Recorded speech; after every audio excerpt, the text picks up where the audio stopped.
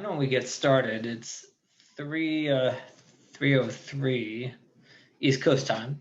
I'm Sanjay Gupta. I'm an emergency physician. I'm a chairperson of a newer residency program on Long Island in New York. Latha Ganti is going to be joining us, but like a little bit late. She got double booked for the with another session.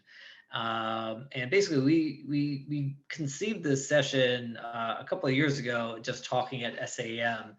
I've had the I think the fortune of working at several different residency programs over my career, but mainly at sites that are not true university-based programs. So I think, and two of those being new programs, kind of starting fresh, and a third one actually being two programs merging into a newer one. So, I think those environments bring a certain challenge, but I think certain benefits as well. So we have a really great crew of speakers today who have all experienced this, whether residents or faculty at programs like this. So Letha's going to join us. I had no idea. We talked about this at SAM a few years ago, and next thing I know, she submitted a proposal for a workshop, and here we are. And hopefully she'll be here later.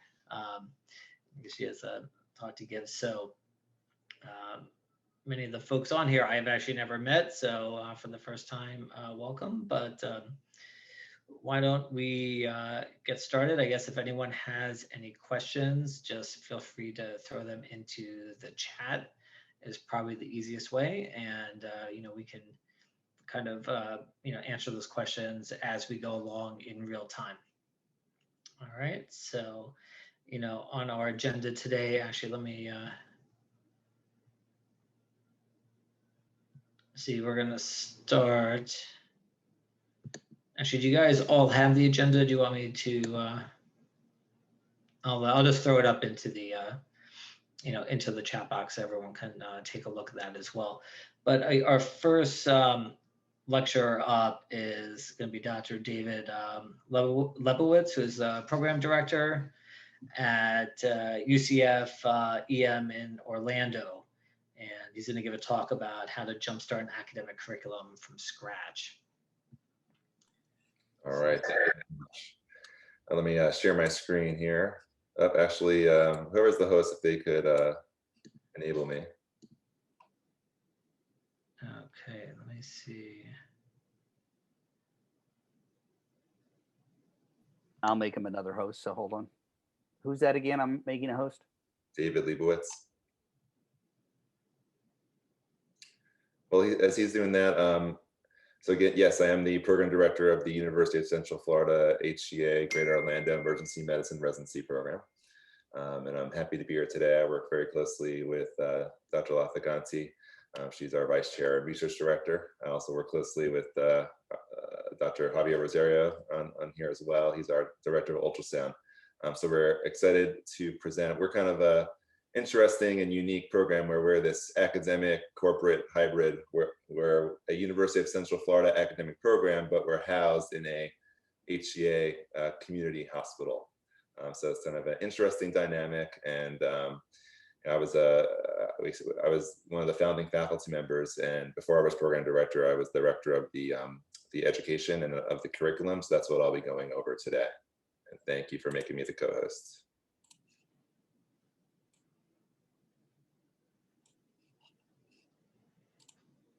All right, can everyone see that okay? You can give me a thumbs up. Awesome. All right, so my title is How to Jumpstart Your Curriculum from Scratch. So this could be either a brand new residency, or if you want to kind of spice up your curriculum, I'm going to give you some kind of tools and tricks that I've learned over the past 6 years that we've been doing our curriculum. I don't have any disclosures to make. All right, so really, as you start your curriculum, or if you're thinking about changing your curriculum, you really have to reflect and have to realize, what are your needs, and perform a needs assessment to help organize your curriculum.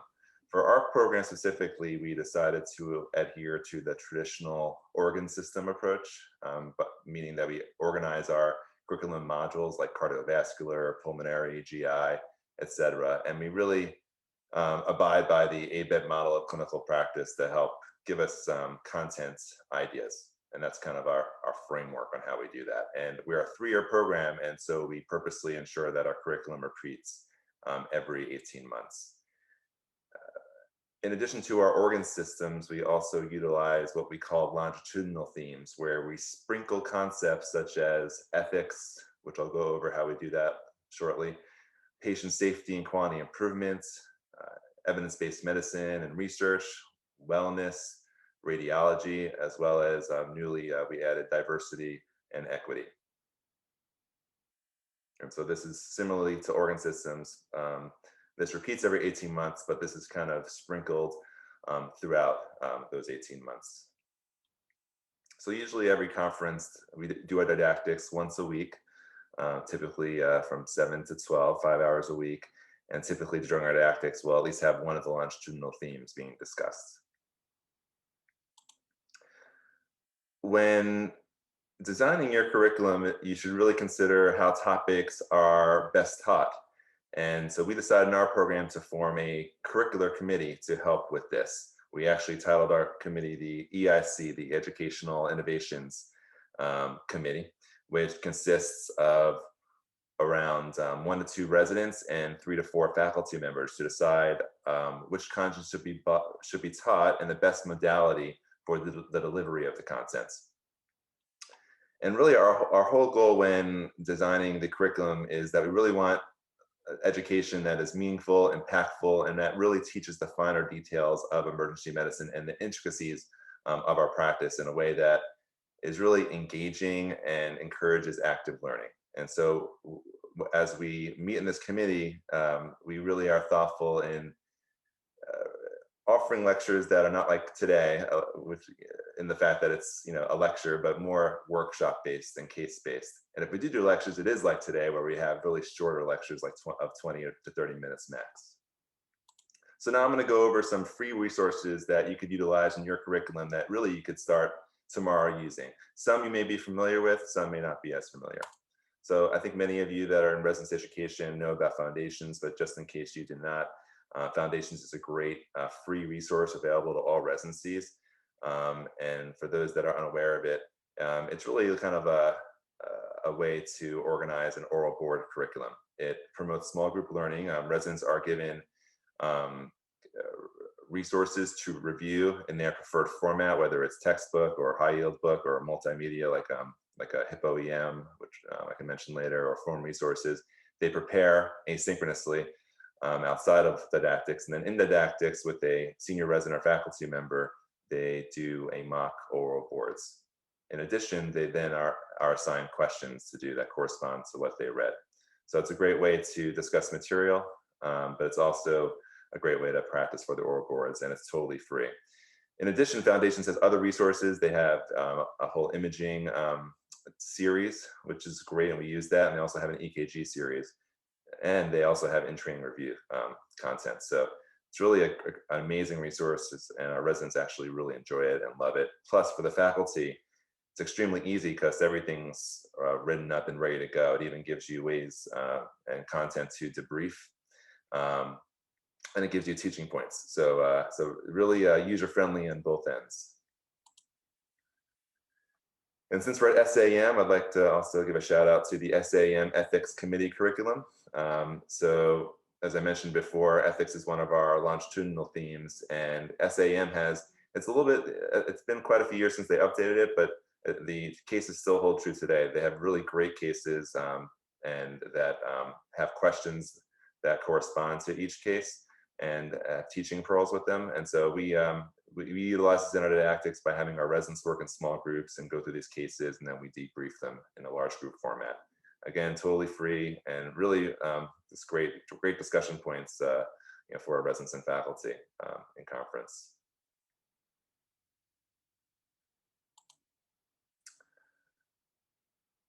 To help promote case-based learning and small group learning, we've also utilized Google Forms. And so Google Forms is actually, it's really very easy to use, and it's free. You literally just go, you could just Google Forms, and you could create cases, upload images, and also create questions. It's extremely easy, and then you could also, you could either have each resident do them, or you can make it as a group, and then you could have them do this during conference, and then you could see their responses to a case or questions that you have, and you can see it live. And so I usually will use the responses as a way to debrief. And I was supposed to be a video. I'm sorry if it didn't play.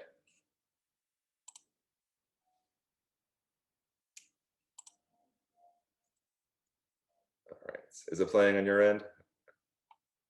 No? Okay, I'm sorry. But basically it's, you could upload images and labs and questions, and it could be multiple choice. There can be many different modalities. And then as the teacher, you could see the responses live and immediately. So it's extremely easy to use. And so if you want to be creative, and if it's a lecture that you can convert to questions or more cases, this is a great way to do that. In addition, the academic life of emergency medicine has some great resources for residency programs. We've utilized in the past the academic life in emergency medicine AIR series, which stands for Approved Instructional Resources. And what they do is they actually curate and review free open access medical education articles and content, and then they post them there, and residents can review them, and they correspond to different topics like environmental, for example. And they are then assigned questions that correspond to it. Some residencies use this as an asynchronous learning credit. Some residencies do this during, in tune with their didactics. And so, the residents these days, they really appreciate FOAMed, and that's what they're using to help learn emergency medicine. This makes it a bit more organized and kind of official. And also, there's the criticism of FOAMed is that not all the resources are like reviewed. These resources are vetted by academic faculty. And so our residents have really enjoyed this. And again, it's extremely easy to implement. And as an educator, you could have a dashboard, and you could see what your residents are doing, and see if they're completing the content. You could see what if they're answering the questions and what grades they're getting. They also have a great Bridge GM program, as an aside, for fourth-year medical students as they enter residency.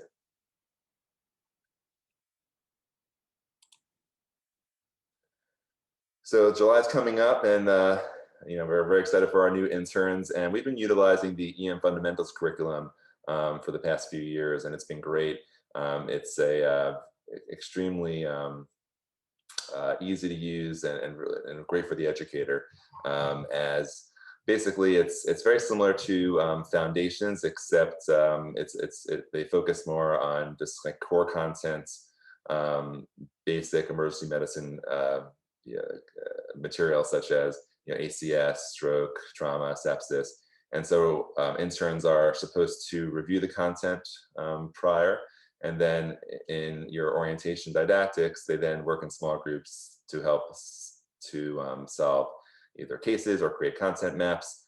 They have many different modalities. And then they have a really great facilitator debriefing guide that has a lot of teaching pearls and an answer key. And so it's totally free, and our interns have really enjoyed it.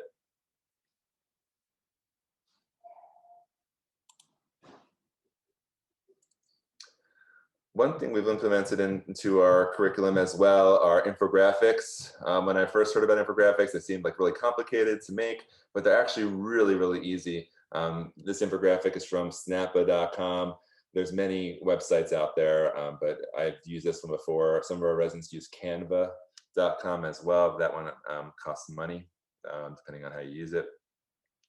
And basically, we use this as a way to really challenge our residents to create kind of EM pearls in an infographic format. So sometimes during didactics, we'll use that time for them, come up with an infographic for management of epistaxis, for example. and for other pathology as well. And residency days are very tech savvy, so this is very easy for them. And then we have them posted on our group chat platform. And our hope one day is to create like a collection of infographics and maybe even publish it.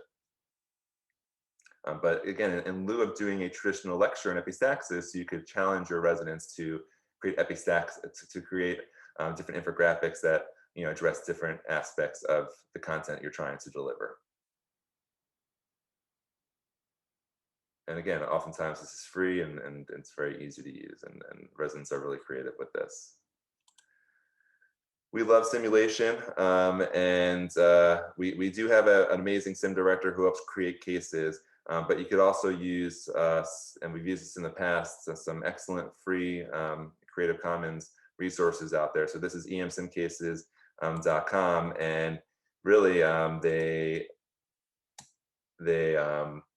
what they do is that they have the cases fully written up. They have everything pretty much almost timestamped with how you should respond as the educator, and they have all the images that you need and all the content, and then they also have a debriefing guide for you, and they have tons of cases.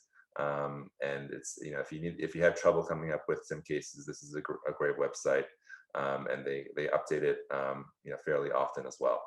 So that's emsimcases.com. This is something that you could do in a sim lab, you could do in situ simulation in your emergency department, or you could even convert them to an oral boards case.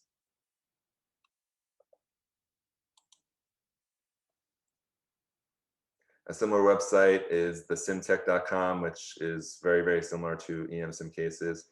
A little bit of differences. They have sections where they have a great image inventory and audio and other visuals. And so sometimes I'll use that to help with certain cases or to help even in lectures. But they also have a lot of great scenarios as well. So that's just another resource you could.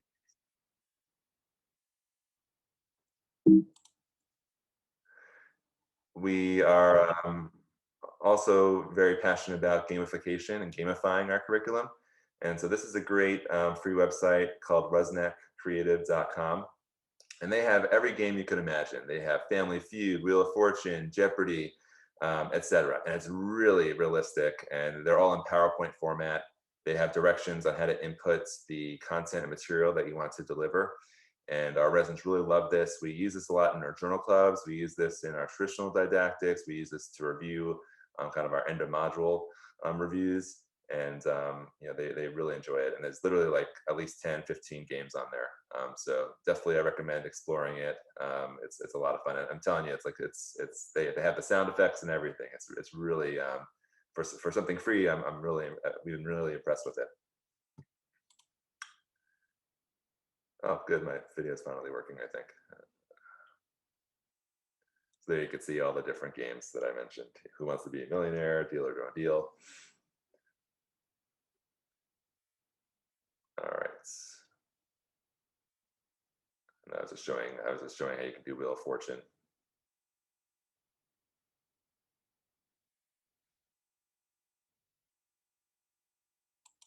Okay, and so some other resources that you may have heard of. Kahoot is a great way to do really quick multiple choice style questions. We use that a lot. Poll Everywhere. They have a certain max of users, but depending on the size of your residency program, that's something that you could integrate within your PowerPoint. You can integrate multiple choice polls. Also, very similar to Kahoot is Nearpod, which is a lot of schools use that as well.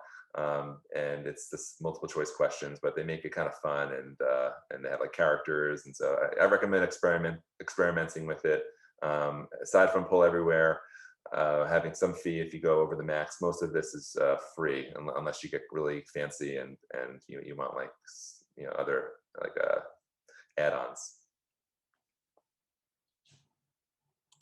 All right, some other ideas within our didactics too. We're again, I'm not a big fan of didactics or of the traditional lectures. So we really try to do as much small group as possible.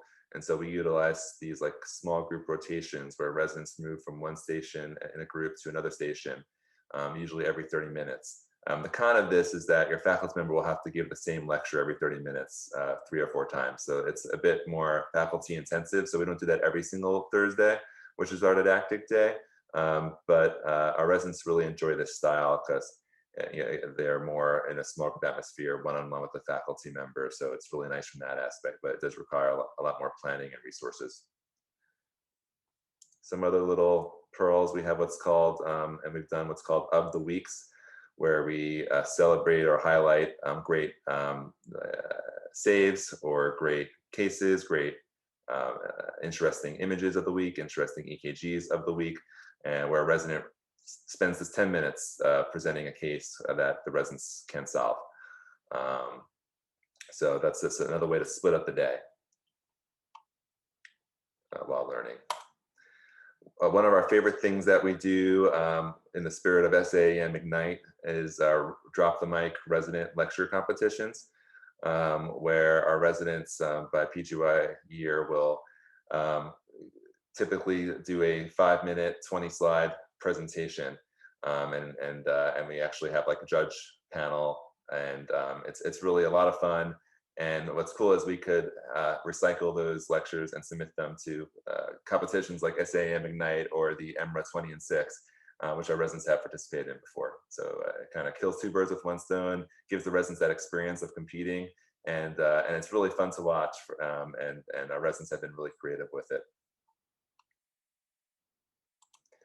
When we first started the residency, we really wanted to be collegial with our consultants, so we would invite them, like the cardiologist. And oftentimes the lectures were very dry, and they would go on tangents, and very oftentimes it's irrelevant to what we do as emergency physicians. So we've kind of changed up our approach, and it's been really successful, where we've done more of an interview-based time with our consultants, and it's been extremely useful, where our residents actually come up with questions about 1 to 2 weeks before to ask the consultants, questions that pertain to us, like when should we call you, when should we admit the patient, very basic questions, with certain pathology. And we do this, we try to, if we're doing the cardiology module, we'll have a cardiologist. If we're doing ortho, we'll have our orthopedics. And it's just 30 to 45 minutes and really easy to implement. And it's extremely valuable for us. And plus it helps improve the collegiality in your hospital. We've also, just like in elementary school, we've done field trips. What we've done is we've done what's called community connections, where we've helped expose our residents to really, different community resources. Many of our patients we refer to the health department, or many of our patients are getting cleared to jail, and we don't know what type of medical resources they have in jail. Also, we sometimes have patients that are involved in domestic abuse, and we refer them for that.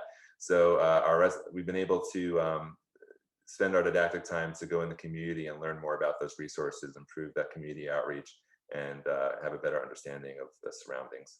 So that's been really successful for us. We're also a very big fan of question banks, and there's really great ones these days. I'm sure many of you have heard of Rosh Review, and I'm not going to go into this in depth, but that's what we use Rosh Review in our residency, and it's been our residents are very happy with it. I know ASAP Peer is excellent as well. We also in our residency have HIPPO-EM, which is through the creators of EMRA, and that has great podcast style video reviews and notes and questions. But we don't usually use that for questions. We mainly stick to Rosh Review. Rosh Review also links with foundations that I discussed earlier.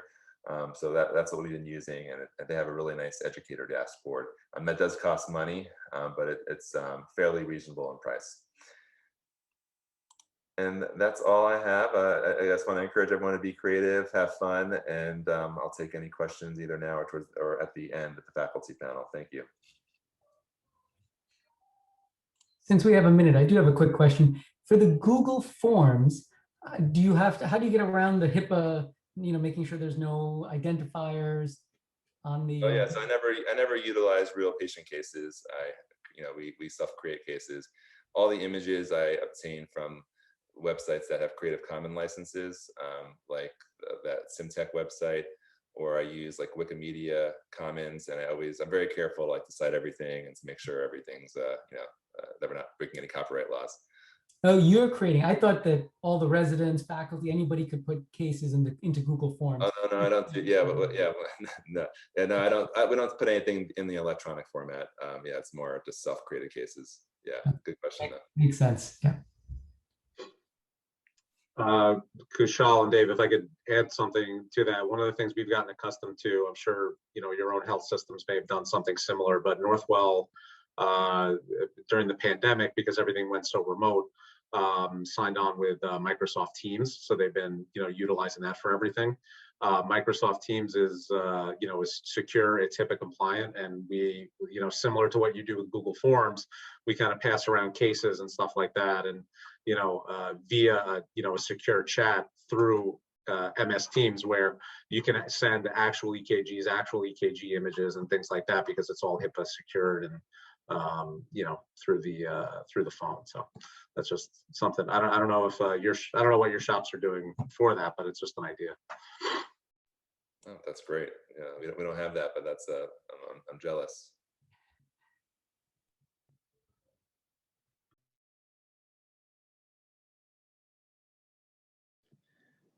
All right. Anybody with any? Well, if you don't have questions now, you can think about throwing questions in for David in on the chat, or we'll have some time at the end. I feel like we're having our own workshop for ourselves, so I have a feeling that we will probably not end up taking the whole 4 hours, but that is okay if we do. So the next session is supposed to be Dr. Ganti talking about creating research and scholarly activity productivity, within, a corporate or, less resource structure, or maybe non-university structure. She is not going to be joining us now, so she might pick that up later, but I will actually take over some of those concepts, because I've had to do this from scratch, particularly in my first faculty job. And I'm going to talk about how to develop actually a free or low-cost academic associate program with research volunteers for your department. So, Jay, do you want me to give my talk now instead of at 4? If that helps, but I'm good to do it at 4 as well. yeah, no, up to you. You are a little bit in a rush, I know. So why don't you go ahead? You sure? I can do it. Yeah. All right. Oh, I need to become a host as well.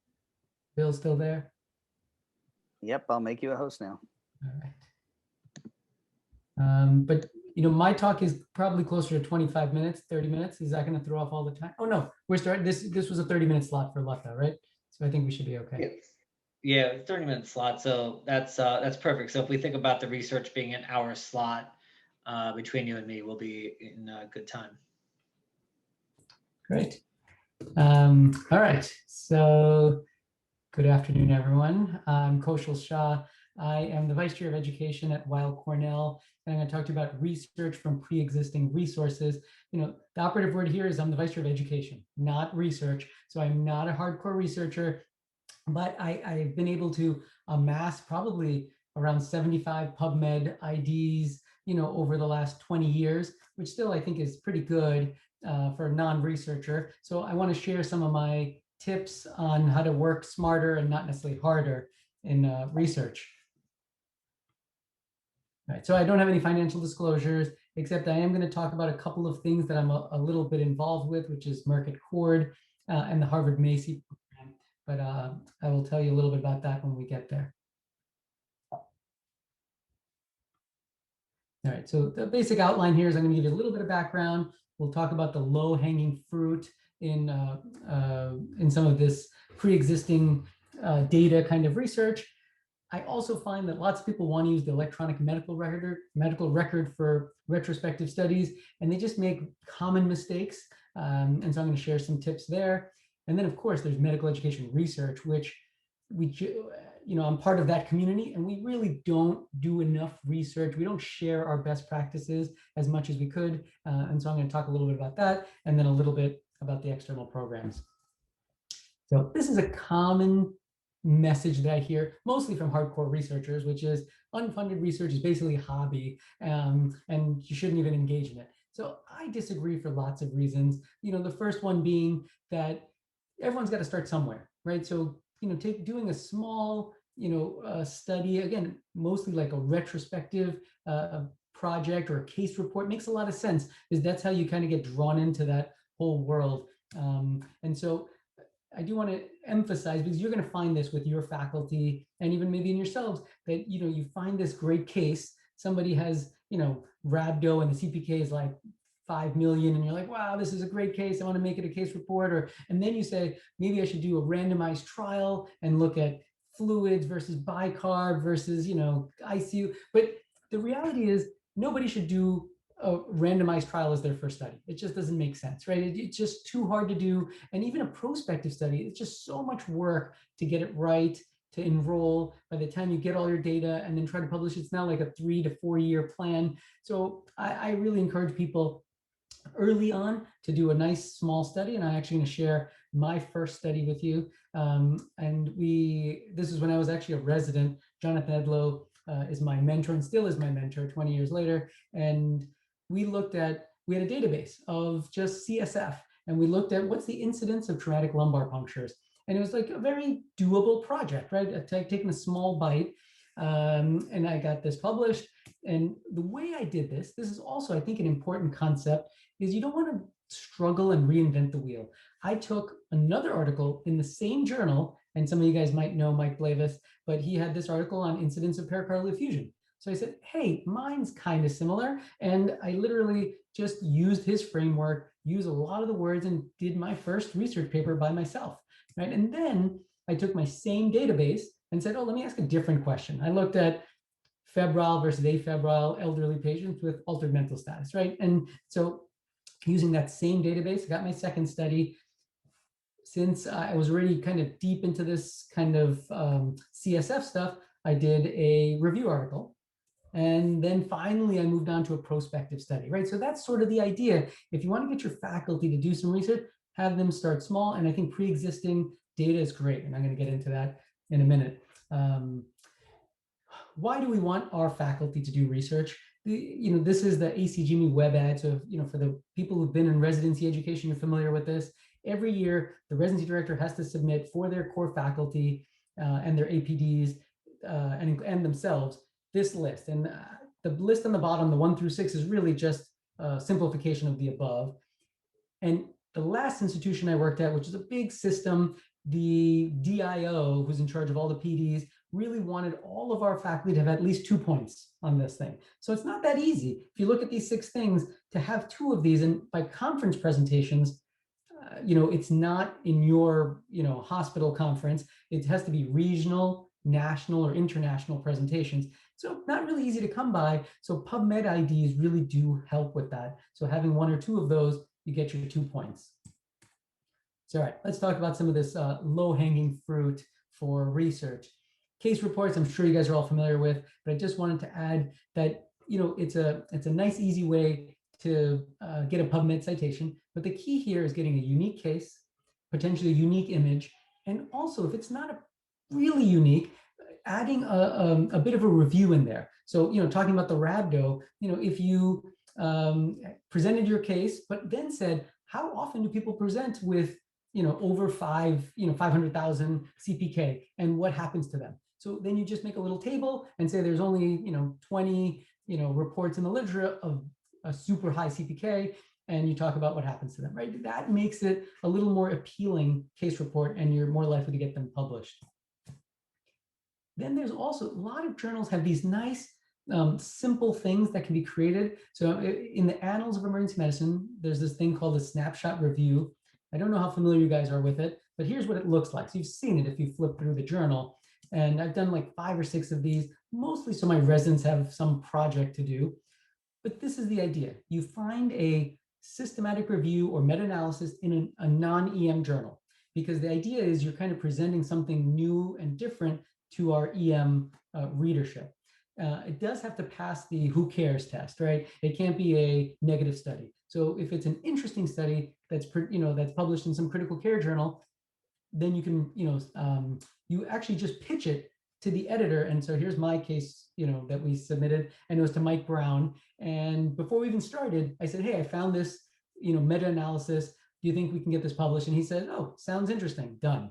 And then all you have to do, the blue part is literally straight from the actual original article. Then you write 2 or 3 paragraphs of the paper, just kind of a summary, and then you do a commentary. And it's really easy. And so what I do with my residents and faculty, I tell them to pick an area that they're interested in, and then they write about that article, and the commentary is easy because that's their area of interest. Can be done pretty quick, no IRB, low hanging fruit. You get an Annals PubMed ID, easy peasy. There's a lot of journals with this kind of stuff, so you just kind of flip through it. So JAMA Internal Medicine has this thing called a teachable moment. Also super easy. You write a couple of paragraphs on a case, and then a couple of paragraphs on the teaching moment. And so I have one teed up to submit to this. I actually don't have any citations here, but I'm going to soon, because look at this case. It's rethinking routine peripheral IV line placement, teachable moment. This was, I think, a sickle cell patient they described. And, instead of poking them 8 times, start with an IM shot, maybe a sub-Q injection, right? So the teachable moment is really easy. This reads like an EM case to me. They have certainly some internal medicine angled topics, but I think they'll take some EM topics as well. Here's another one. In Annals, there's the resident's perspective. I have a couple of these publications as well because it's easy. You pitch it, so you get a couple of residents to come up with whatever interesting thing they have. And this was a number of years ago when we came out with this asynchronous learning, which they call III, individual interactive instruction.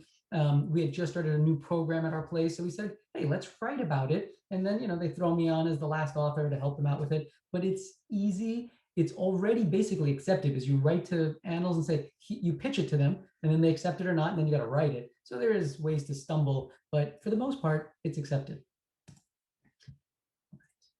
And then I'm going to get into some of these registry type things. So if you're at a trauma center, and you do need to be at a trauma center, they all have registries. I use these a lot because it's clean data, right? They're doing all the work for you. Every trauma activation has a trauma registrar that puts the data in. They want you to use this, right? They created these databases. When the American College of Surgeons comes to review your trauma center, they want to make sure that people are using your trauma database. And so all you have to do is come up with a question. You contact the trauma surgery folks and say, here's my question. And they literally hand me, tons of data that's already pretty clean. And then I just have to, you do need a statistician for a lot of these things. But honestly, where I work, I use my trauma surgery statistician. It's free, they pay them. So it's free for me. So it's really easy to do. So really low hanging fruit. It's a gold mine at any shop.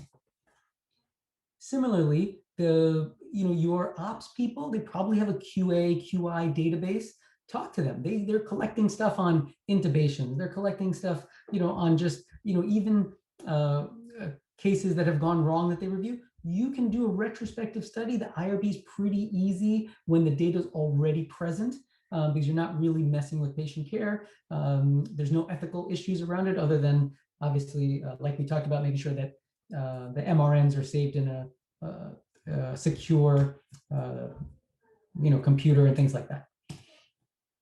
There's probably folks in your institution that are doing a lot of research as well. So, finding the epidemiologist, finding the population health people and saying, hey, what kind of databases are you working with? A lot of them are paying for the databases that they use. And so they're happy for you to use it for free. You just say, I got a question, and you can make them EM related, and they will let you use their data. They usually have statisticians if they're not statisticians themselves.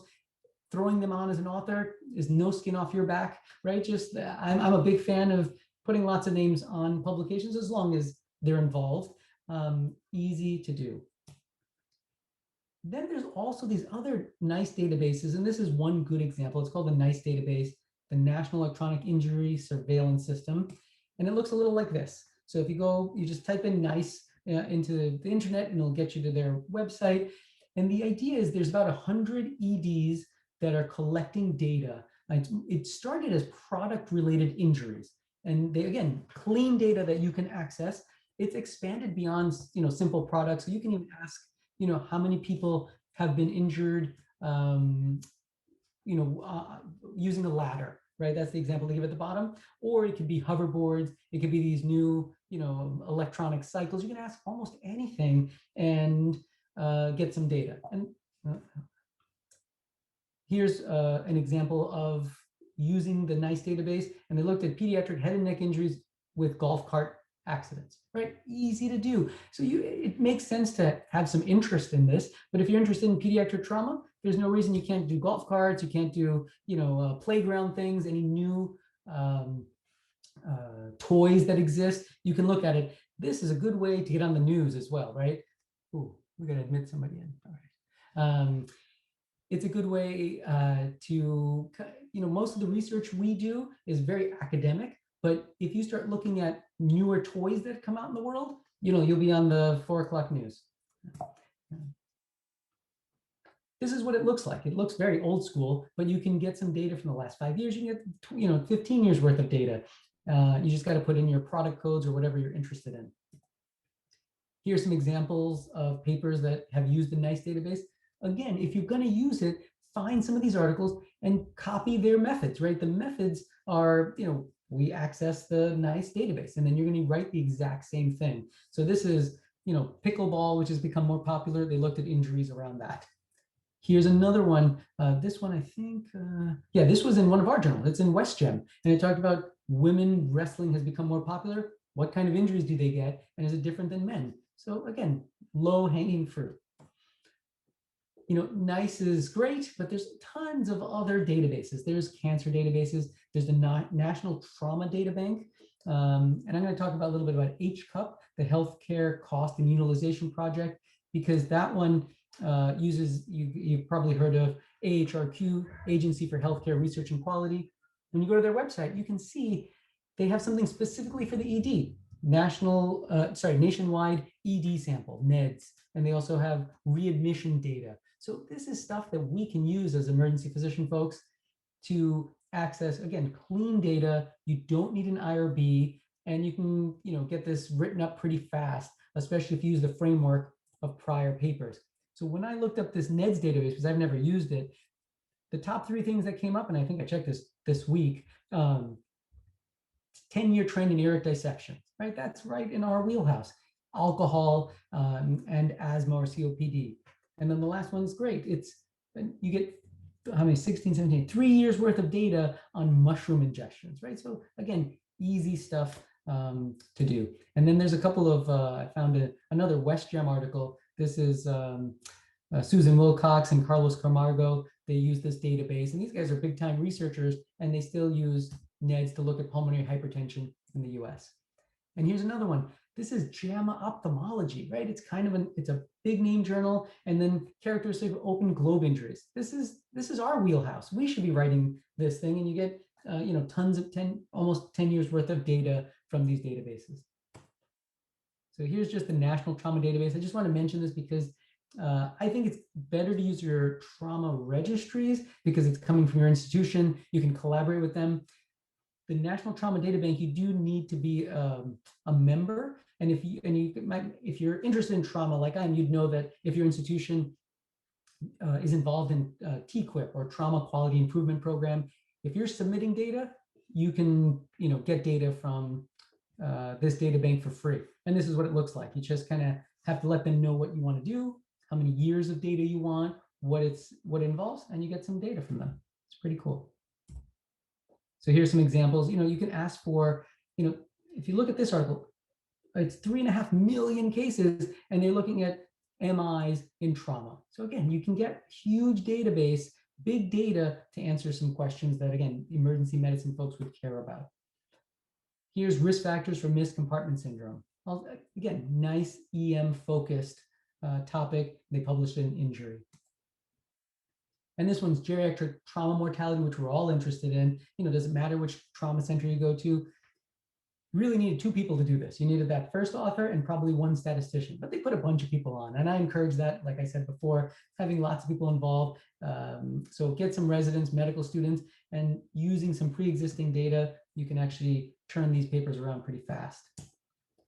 All right, so changing gears just a bit, I do want to talk about this article, which I literally have tacked on my wall because it's really changed my publication acceptance rate. So this is from 1995, and they, again, it's older data, but EM research has come a long way, but we've done, I still think we missed the boat on some things. So what they did was they looked at a number of variables. So training, like did you train your research assistants or the abstractors, the people who pull the data from the electronic medical record? Did you have inclusion, exclusion criteria? Did you define your variables? Those things are commonly done. Again, simple things. Did you have an abstraction form? Meaning, did you create a little Excel spreadsheet and said, here are the elements I want you to pull out of the database or the electronic medical record? Did you hold regular meetings? Did you monitor the abstractors? Did you check on them? You say, hey, how are you pulling out, the temperature? Are you making sure that it's it's a good temperature and not the one that they report from home? So these are the little things you can get involved with to make sure your data is clean. Blinding is a little tricky because unless you have like a medical student, usually your residents or co-faculty know what the study is. But if you're using medical students, don't tell them what the point is. Have them extract some of this data, and then you can talk to them about it. But that way it's blinded. And then doing a little inter-rater agreement is easy. You can look up kappa and they'll teach, on Google, and they'll tell you how to do that kind of statistic.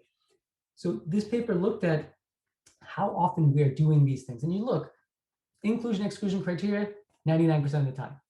Defining variables, 75% of the time. But everything else is pretty low. So if you just mention some of these terms in your abstract to ASAP SAM, if you mention these terms in your manuscript, the chance of acceptance is just way higher. It just makes the quality of your retrospective study way better. And if you look, these are not hard things to do. You just have to know about them. That's why it's tacked on my wall, because I try to do some of these things, and the publications are more likely to get accepted. In terms of medical education research, again, I'm not promoting that I have a talk tomorrow, but this is basically what we're going to be talking about. Teresa Chan and I, we're going to talk about how residency programs, training programs, they're constantly changing things, right? When you talk about, David, you're talking about gamification. Like when you added gamification, did you look at it with a little bit of rigor, meaning, looking at your evaluations, which I'm sure you're doing for the talks?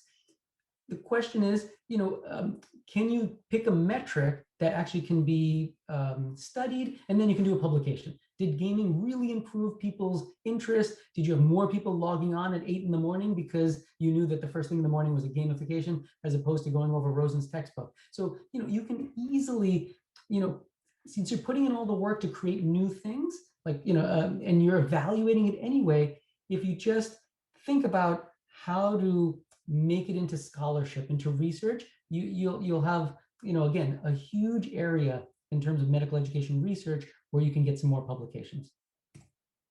So here I just, Academic EM Education and Training Newer Journal, and I just want to show you what kinds of things that get published in there. So simulation couldn't be done during COVID, so they said, hey, we have to do it remotely anyway. Let's write about it. It's a great little article. Here's preparing students for medical students for interview season, which we know was all virtual. The med school asked us to do it. It's, so if you're going to do it anyway, you might as well, write about it and get a publication around it. We recently did this too. We had a new policy on, pregnancy, and even for just new parents. We came up with this whole idea of fewer nights beforehand, at the end of the pregnancy, when they come back, what kinds of things are you changing for them? We're all doing this work, so you might as well, get some scholarship around it. And again, I encourage people to look at some of these articles and kind of use their framework. So this is a descriptive pilot study. So if you're coming up with some other guideline that doesn't revolve around pregnancy, you can kind of use the same framework and write your paper. And finally, lots of us have research assistants, and their whole goal is to get into med school, right? So you're writing letters for them anyway. They're probably following up with you, years down the road. So you might as well take advantage of it and do some, research around some of the stuff you're doing anyway. All right. I think I'm doing good for time here. So we're going to talk a little bit about some of these external programs if you have faculty that want to take it to that next level. But Merck at Cord is really, Merck stands for Medical Education Research Certificate.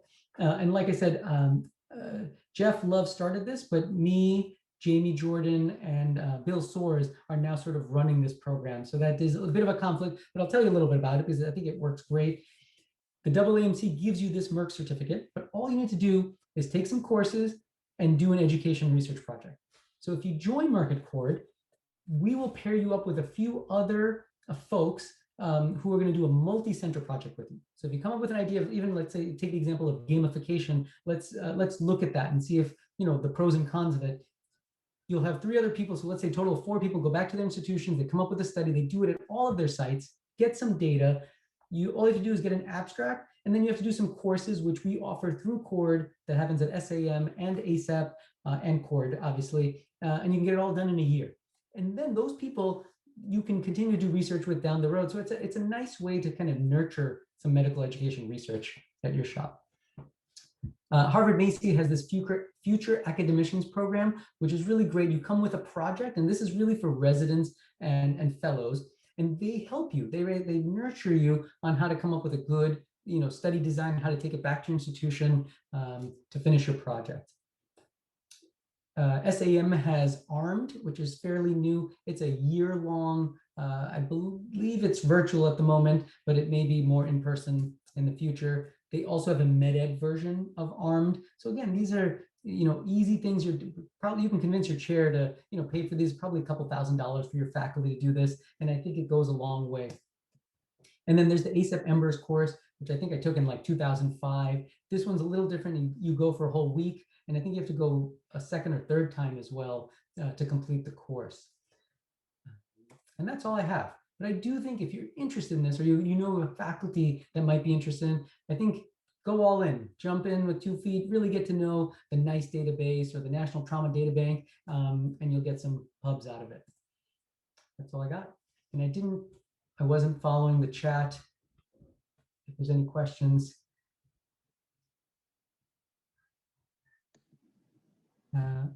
What's the title? Oh, the question is for that case report. The title was, I had it on, it's called Chart Reviews, Where Are the Methods? But I can put it in the chat once I'm done with my talk. That's all I got, Jay. All right, Coach, thank you. I think a lot of really salient points there. I mean, just in full disclosure, Coach and I are pretty good friends, and we kind of grew up together in the whole New York City, you know, kind of faculty world over the past 20 years. But a lot of the similar concepts with you know, utilizing available resources, you know, utilizing resources and mimicry, you know, in some respects, especially if you don't come from a strong research background. It's not wrong. It's almost teaching yourself in some respects. I think it's a lot easier now with the availability of so many online and free resources, particularly, I mean, you could take research courses for free, you know, on Coursera from, you know, Columbia University, and self-manage. I mean, there's so many free open access things out there, you know, statistical programs, which basically guide you through how to run analysis on your data. I mean, layered statistics, if you have some sort of faculty appointment somewhere, it's like $12.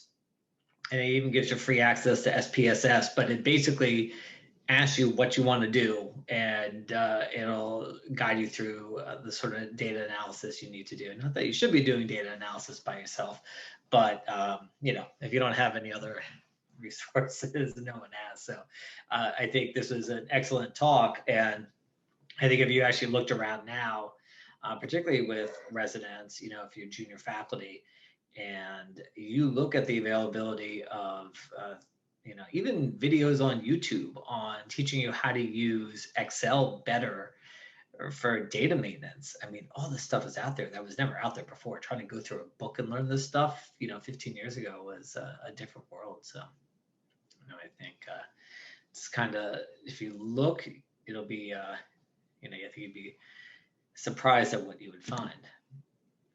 So I think with this, so let me jump on now. Let me just get the right talk up. And this is kind of jumping on right where Koshal let off. So he mentioned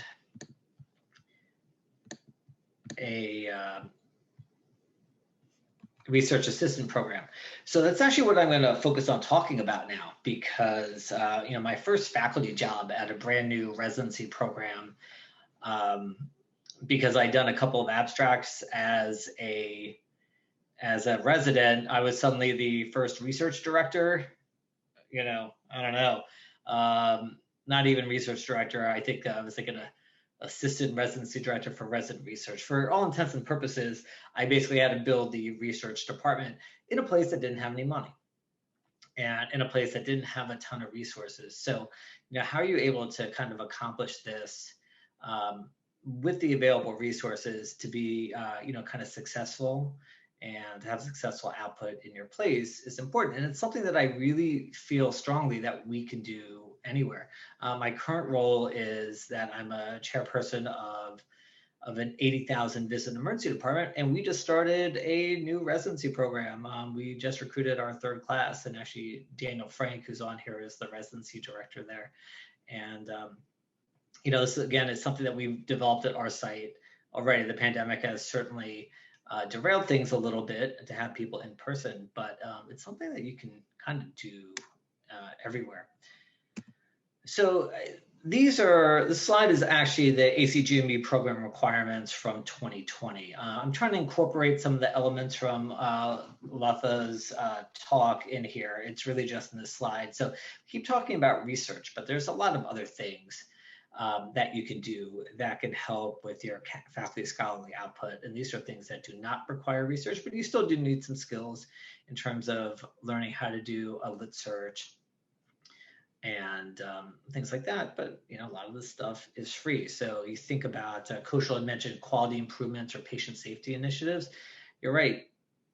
Your C-suite is keeping track of these things. It's actually a really easy type of database at your site that you can utilize for research purposes. And largely because it's quality data, you don't really need IRB approval. So most IRBs, if you look, have a special carve out for quality data.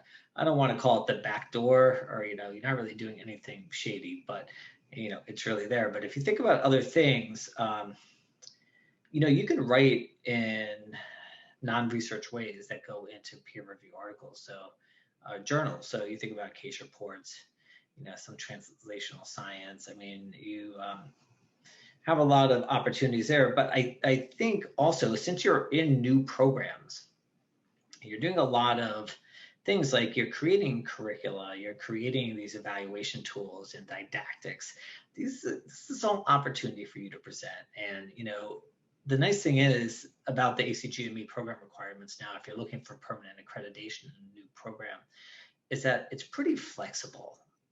So it's not traditional scholarship anymore. We're not talking about you just having to put these in the journals. If you have some avenue for film education, I mean, it kind of counts. If you have an avenue for a podcast, this all kind of counts. If you have opportunities to write textbooks, and honestly, you could write your own textbook now for a startup, and you could self-publish. You could write a book and self-publish on Amazon.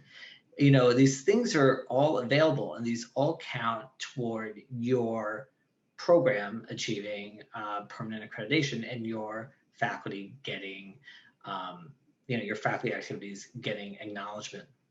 And kind of on the right side of the screen as well. This is more faculty oriented. This is not strictly, obviously, research, but the participation in grand rounds, workshops, kind of all this stuff. I've always said that professional societies exist for a reason. They largely exist that if you're willing to donate your time, someone will take them. Will take that time. And the truth is, the more committees you join with SAM and sometimes with ASAP or other societies, you get opportunities to participate in research projects that are free, sometimes writing with people you haven't met. You expand your network, but you also expand your knowledge in kind of research and writing opportunities. So that stuff is all free. You can all just do that. The membership isn't free, but everything that comes after that is absolutely free. So there's a lot of opportunities there. So just keep that in mind, that your professional societies, other than representing you and your interests, give you an avenue to have, pretty good output. But let's talk about a research assistant kind of development, and also a little bit of a needs assessment in your department for this, because it's going to take some time. It's going to take effort to develop. Even if your department's not going to put out a ton of research, it's good to have people around that can help you with these case reports, with putting together lectures, with all this stuff. So I think the first thing to think about is, what does your department intend to do? I mean, do you intend to try to be research output? Are you going to have that expectation for your faculty? Are you going to do some writing, or are you going to write abstracts and, submit a ton of abstracts? And you really have to look at the culture of your place and what the expectations are. Working in largely non-university programs, and I don't want to discount the value, I don't know how many people really care if we put out manuscripts or not. So you really have to think about your place. If you are working at a place and if they see you put out like 4 abstracts, it's infinitely a lot easier to do an abstract and get that accepted to a national meeting than it is to write a manuscript. So it really depends on what the value basis is for your department. So it's something to keep in mind. If you've negotiated with your C-suite going, hey, for our residents, we want to fund them to present at a national meeting, it's a lot easier getting 5-year residents to do abstracts than 5-year residents to write papers to get someplace to try to present with an abstract. So something to keep in mind, that if you're not at a place that actually expects, huge academic output, then, you kind of gauge what you're going to be focusing on due to that, right? Because for the most part, with the sort of departments that we're talking about, your faculty, your residency director, your chair, they're not reporting to a dean of a medical school.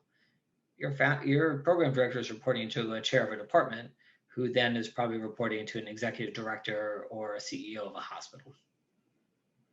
And it's a very different need or expectation.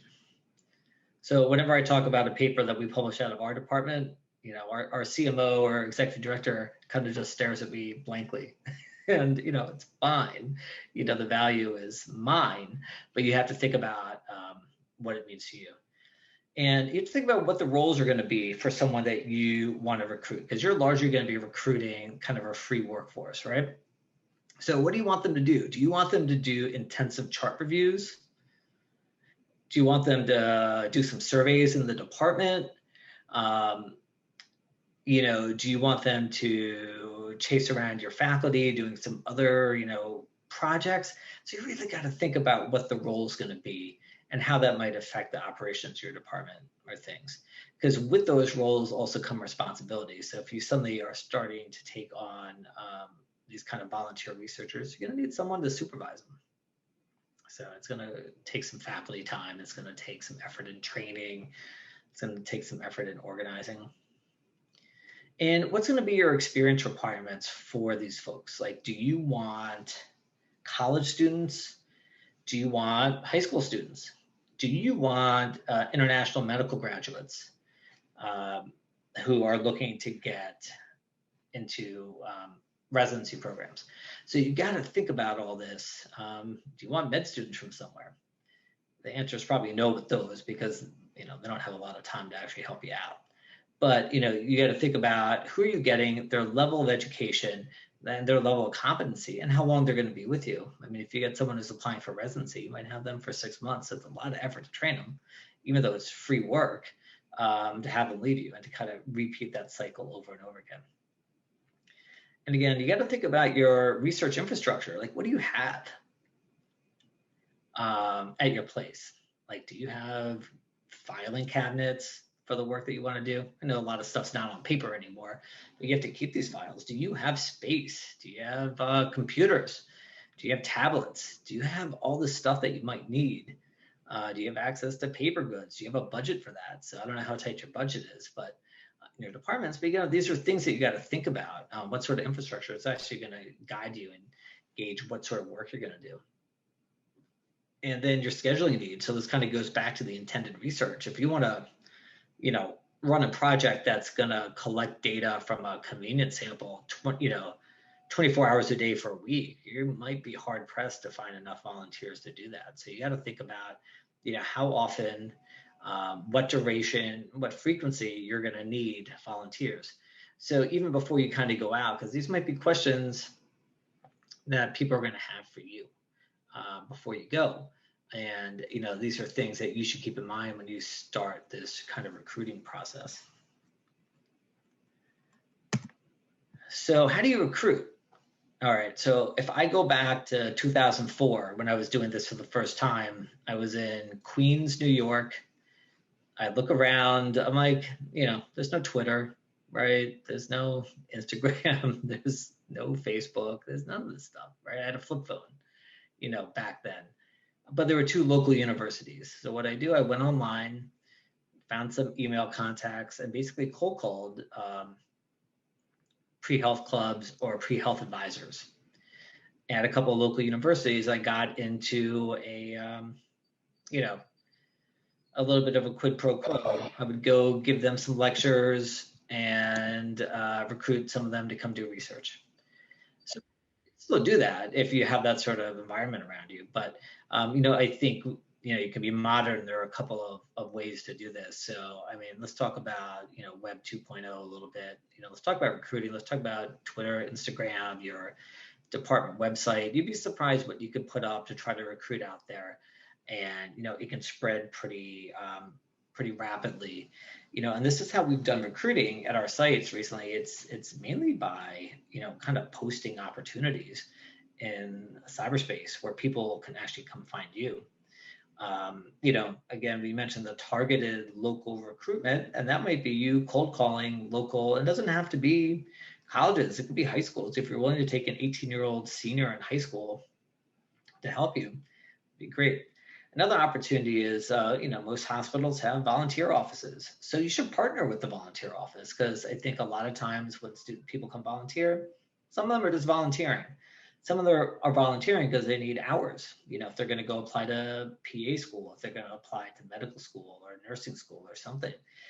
And, once you start partnering with your volunteer office at the hospital, you might be able to go, hey, listen, if you have volunteers who are interested in shadowing, if you have volunteers that are interested in helping with research that might lead to a publication or an abstract, that usually works out pretty well. I've definitely had experiences with volunteer offices that are like, no, they should be here volunteering and be altruistic. But you could usually, use your skills, verbal skills to, get to a place where you can all be satisfied. But yeah, and you also need, as you start recruiting people, you need a way for, a lot of times for your volunteers to be cleared to work in the hospital. Things that you don't think about, like, they have to have, make sure that they're vaccinated appropriately. You got to make sure that they have some HIPAA training, things like that to consider. And a lot of times the volunteer office already has those steps in place. So, you could do that. And largely what happens there is then the recruitment takes on a life of its own. It's word of mouth. You get one person, pay them some attention, you give them an opportunity to do some research, you give them feedback, you give them an opportunity to shadow a little bit, some things like that. They're going to tell their friends, right? And then, you kind of get sometimes people out of the woodwork. We had an experience at my prior site where there were all these people coming out of the woodwork all of a sudden, and they didn't know what to do with them until they had somebody who was willing to set up a volunteer program. And she's currently our research director at our site, so she kind of brought that same model to us. Again, direct contact. You'd be surprised how many people just kind of cold call. Or now, nowadays, cold calling is in a lot of different formats.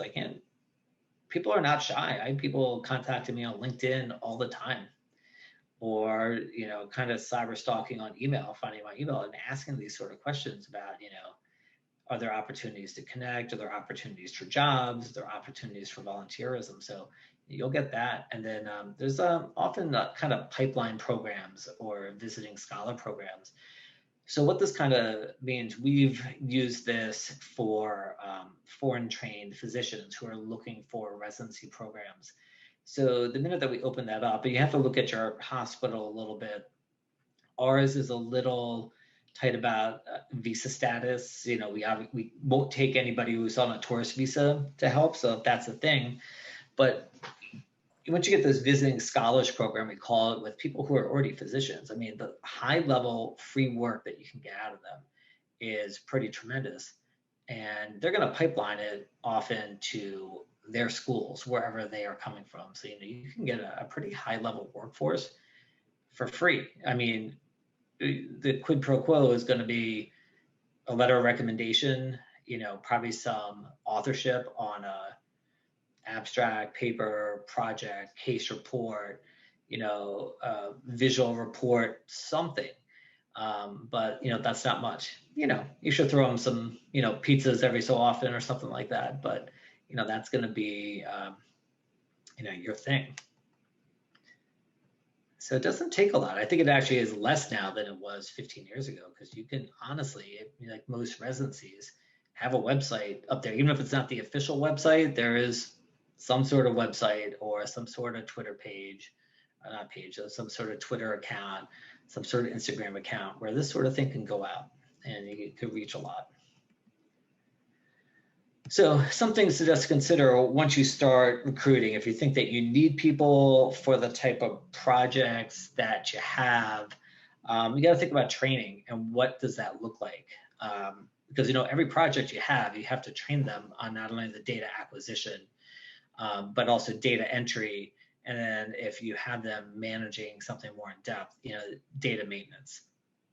And you got to make sure that training is kind of like HIPAA compliant, and they have a place. I mean, you got to think of volunteer availability. Sometimes it's feast or famine depending on the time of year. College students, high school students love to be around in the summer, potentially, but they don't like to be around during the school year. So, can you manage your program and all your projects sometimes in 3 or 4 months out of the year? They'll come back during winter break. So, you got to think about the availability throughout the year. Again, security and HIPAA, it'd be nice if you could get them HIPAA training, if they have an official way of being in the hospital. That's why I always advocate for looking at the volunteer office to help. And where are they going to work? I mean, in these days of remote work, you have to be careful, because you might get these opportunities of people going, oh, listen, yeah, I could do a ton, but you know what, can I do it from home? Can you send me the information? I'll put it on the spreadsheet from home, and you really always have to, again, we talked earlier about using Google Forms. We're talking about Microsoft Teams, but the work location has to be in a secure place where your data is protected. Otherwise, the minute you screw that up, it's not going to be allowed again. So, and I think the benefits of, this type of volunteerism for the end user, I mean, obviously benefits your department with output, for your needs. But I think there's a lot of benefits that go beyond this. I mean, you give your faculty the opportunity to mentor in a way that is different from mentoring, residents and medical students if you have them. It gives somebody research experience. And in all honesty, with having research assistants around, it makes your docs have to work a little bit harder to learn a little bit more about research, even if it's with the free resources that are around. It gives these volunteers clinical contact. What we're finding now is, I keep mentioning IMGs, but it's not even IMGs. It's also getting tougher for Americans who are foreign trained to come back. They're worried about getting into residency programs, not just EM. So you're going to give clinical contact hours for people. and they need it. I mean, it gives an opportunity to shadow, and at opportunity, then that turns into increased, scholarship output for your department. And at the end, what do you have to do? You have to write them a letter of rec somewhere. It's, this is not tough. This is, pretty basic, but you can get a lot out from building this sort of thing. And, I'll tell you one story. Not to bore you guys at the end, but I remember, again, I was a junior faculty in 2004 working in Queens, and there was a really nice foreign trained doctor who came to the US on her own from India, and she called the volunteer office at the hospital, and they're like, yeah, you can volunteer. And she somehow landed in our department. Was so good at this that she became a paid research assistant via a grant that we got from New York State for 2 years. Because of all the clinical contact hours and shadowing that she had during this time, she was able to match into EM residency. She matched with us because we knew her, so we knew what we were getting, and fast forward a decade, she's our research director at our residency program, and, pretty well navigated. So you never know what you're going to get, even diamond in the rough. But if you get the right sort of people, if you build it, people are going to come, and you're going to get people who largely are motivated, right? They're coming for a reason. They have an end game. So the amount of resources you have to put in is so minimal, but what you get on the back end is very significant.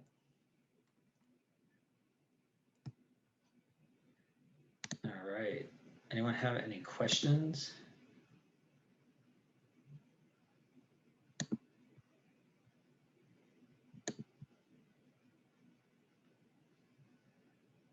All right. Okay, no questions there. So why don't we keep going? And I think Paul Banerjee is up next. Yeah. And he's the medical director of Polk County EMS, and he's going to be talking about leveraging EMS systems to produce scholarly activity. All right. I just need access to the screen. There you go. All right. Let's see.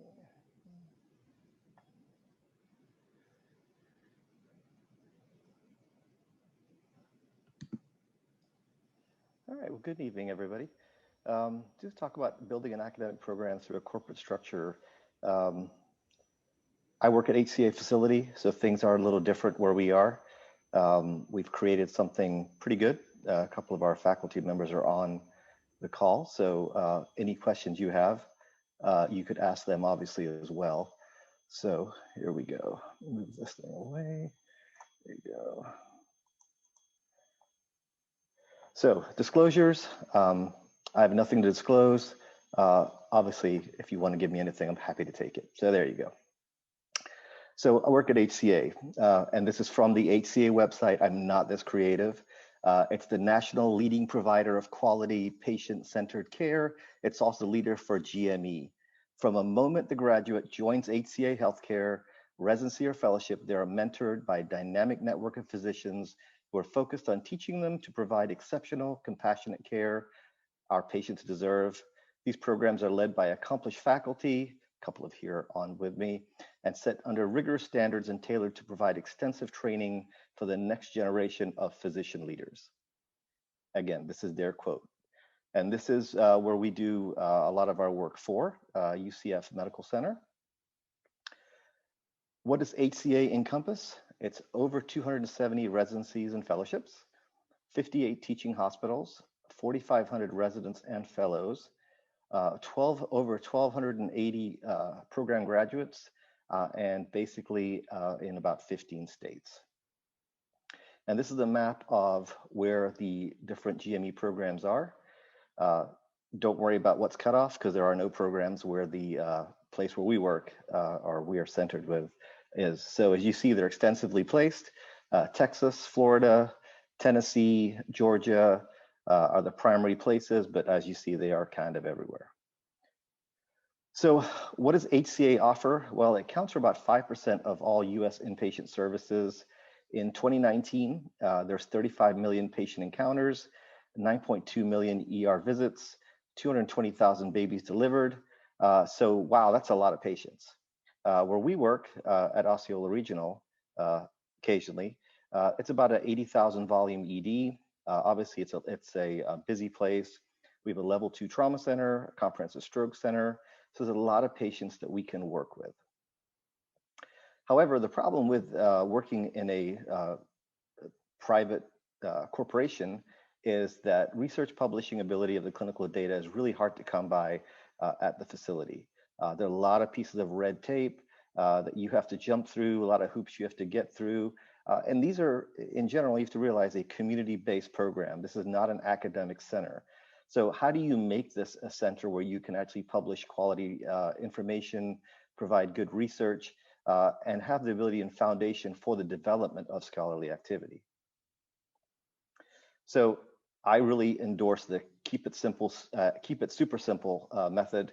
And this is the PG version of what it should be, right? So when you start out, what do? Okay. There's no initial availability of patient care data. You just started the program day one. So what can you do when you're trying to establish an academic program in a corporate hospital? And where can you get immediate patient care reports and data? So if you try to get that with the hospital, it's next to impossible. So partner up with EMS, and this is where I work. So what are the hospital unknowns you deal with? You know, EMS brings you lots of patients, but what is their mission statement? Why are they doing what they do, and why? And in general, people just kind of look at EMS as ambulance drivers, just take the patients to the hospital, dump them off, and then that's basically it. Also, the hospital, do they actually really do QA, or do you just get yelled at when you don't meet metrics or you don't meet CMS standards or whatever the problem is? Is it really QA? Do they really deep dive into what's right, wrong, what's the initiation of what it is? Or is it just, we didn't meet the numbers, so we're in trouble? In general, most EMS systems, education is very limited. So this is something that hospitals can get involved with, and it's also part of your CMS requirements when you are a stroke center or a trauma center to have kind of community outreach and education.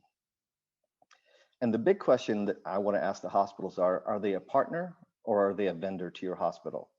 Do you try to make each other better? Is this a good relationship? Or is this like, just bring me the patients and just go away? So how do you know that this is a good relationship or not, right?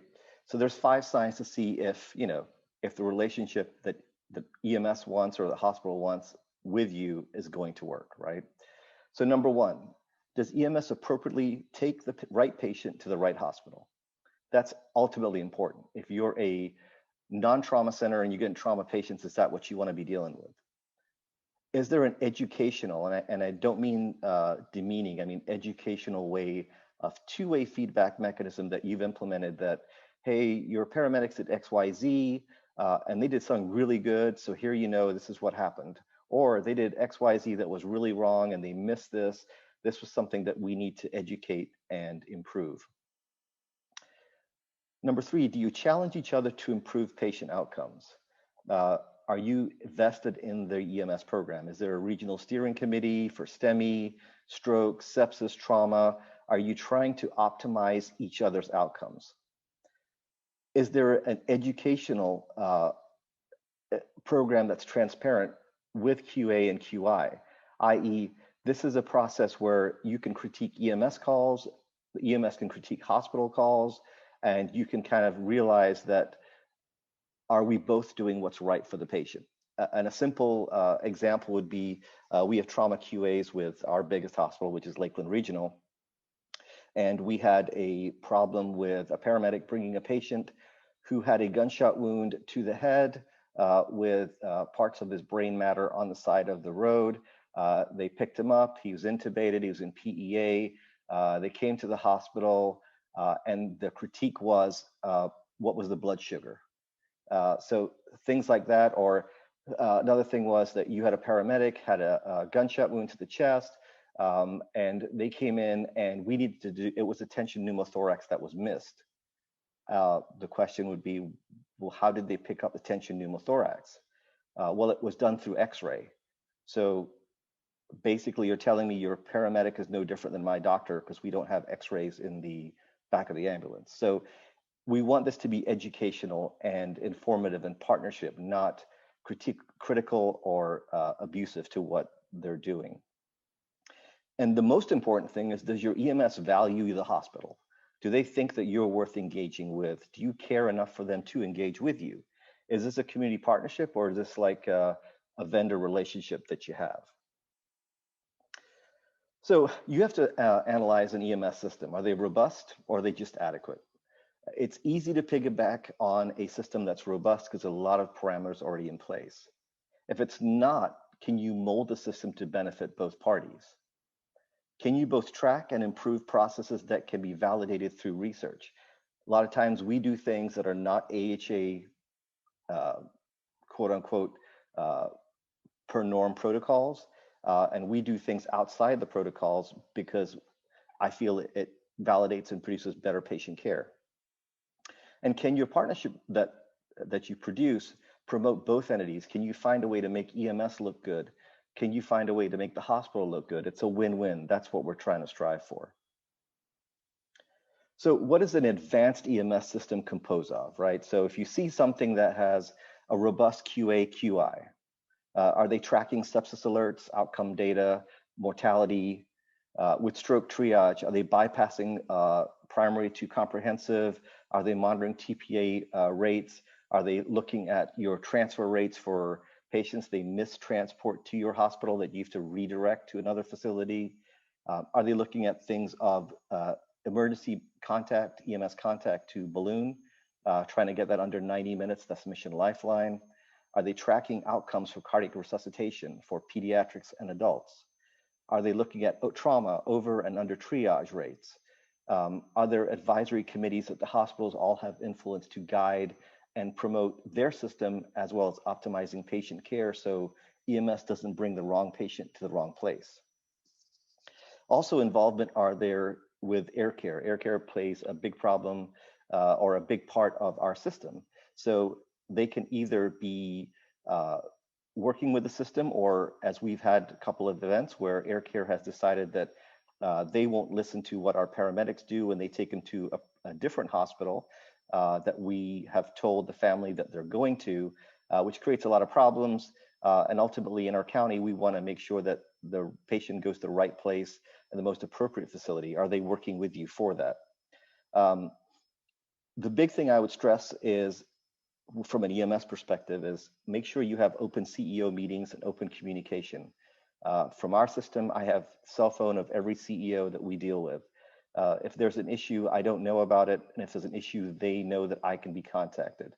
And the reason is you have a lot of lower level meetings with your emergency department, your nurse management, CNOs, and you all have these agreed arrangements that you have. Sometimes they're not implemented. And when they're not implemented, bad things happen. And when bad things happen, the first thing they would point to is, well, EMS did X, Y, Z. So I always make sure that you have an open communication with the hospital and the CEO who works there. So this is where we are, Polk County Fire Rescue, which is in the middle of the state of Florida.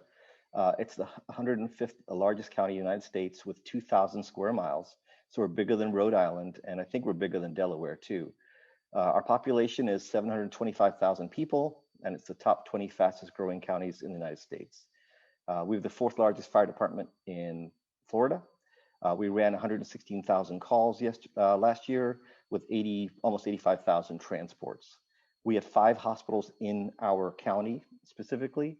For stroke, we have 1 comprehensive, 1 thrombectomy, 1 trauma center, 1 primary stroke center, 2 stroke receiving hospitals, and 1 pediatric hospital. And that's kind of the broad overview. So we have a diverse range of different levels of care that's available in our county. We have an integrated 911 system, priority dispatch, and overall have about 800 pre-hospital providers who work for me. So how do we become engaged with our systems? I always encourage any EMS agency to engage with your surrounding hospitals. and ask for data outcomes, good, bad, or otherwise. And this can be obviously accomplished through CEO relationships. Stress data. If you don't have data feedback from the hospitals, my rule is if I don't have data from the hospitals, I don't transport you patients.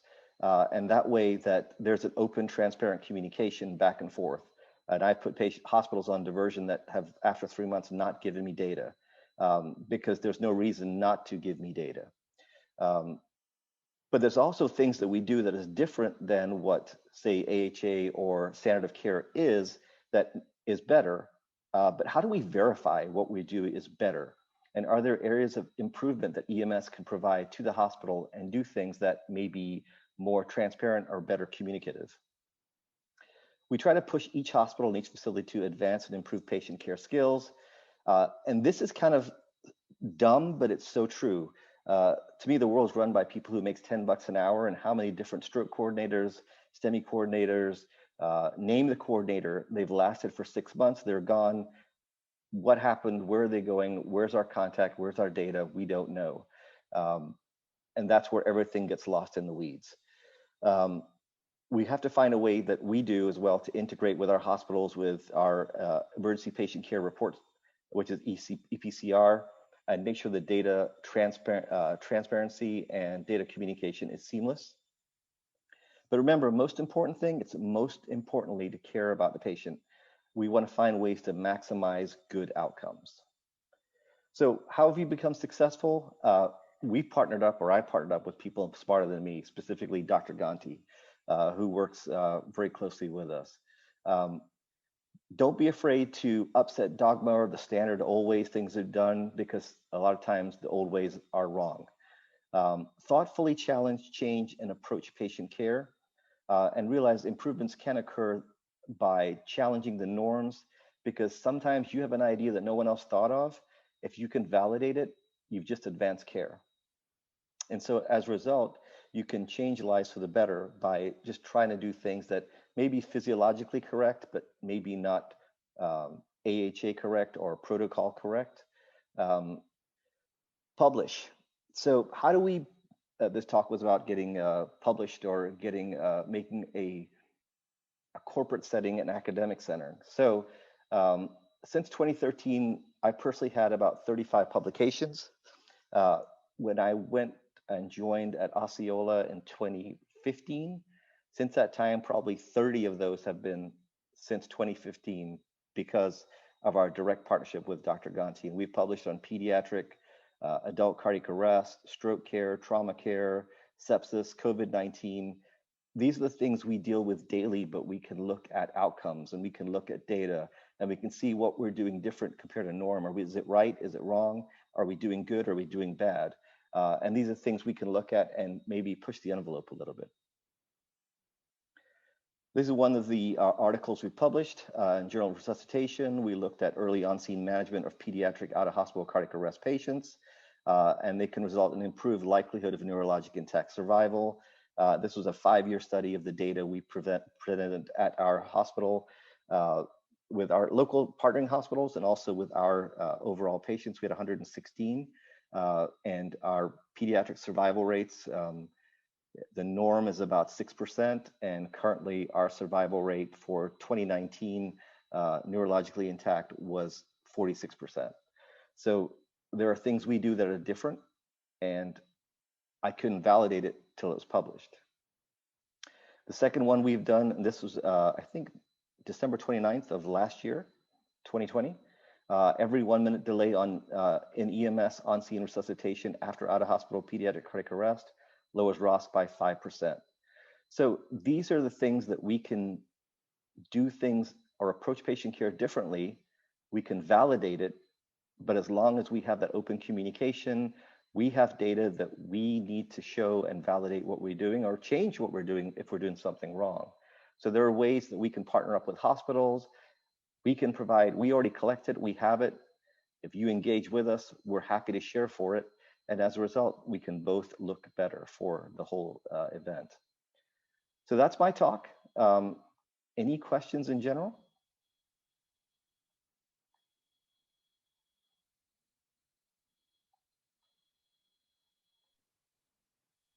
So I wanted to add just a comment. I worked with an HCA facility in the Midwest for 20 years in Kansas, the Johnson County, Kansas, and we had a phenomenal relationship with them for the EMS agency, and it did start with the CEO.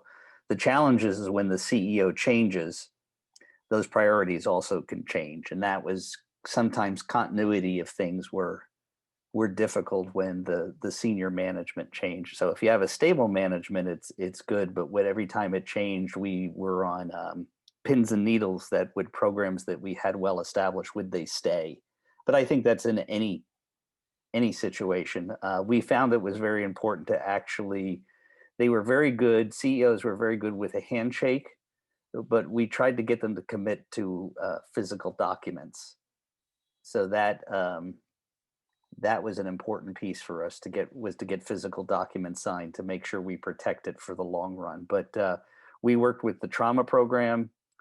We also had an excellent program with the Department of Anesthesiology, where we had our paramedics in the operating room once a week. There was always a paramedic there and a paramedic educator there. And that was a wonderful experience to get them that kind of clinical experience. But the only reason it happened is because the CEO told the anesthesia group, which is typically a private group, he says, you will do this. And it helps a lot more when you have the people who run the place support what you do. And as long as you engage with the people in charge, it's a lot easier to be more successful with what you do as well. Yep, it was a great experience. So at least for the facility we worked with there, we had a wonderful working relationship, and that helped us. And they helped us with a lot of educational things. They really went out of their way to make it very worthwhile and stuff.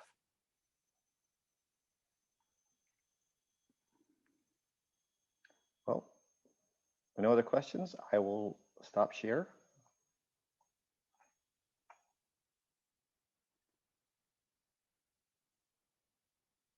All right. I have to say, this is a very efficient and on-time group. This is pretty amazing, actually. We're staying like on time, ahead of time with all these talks. So thank you all for that. So our next speaker is going to be Dr.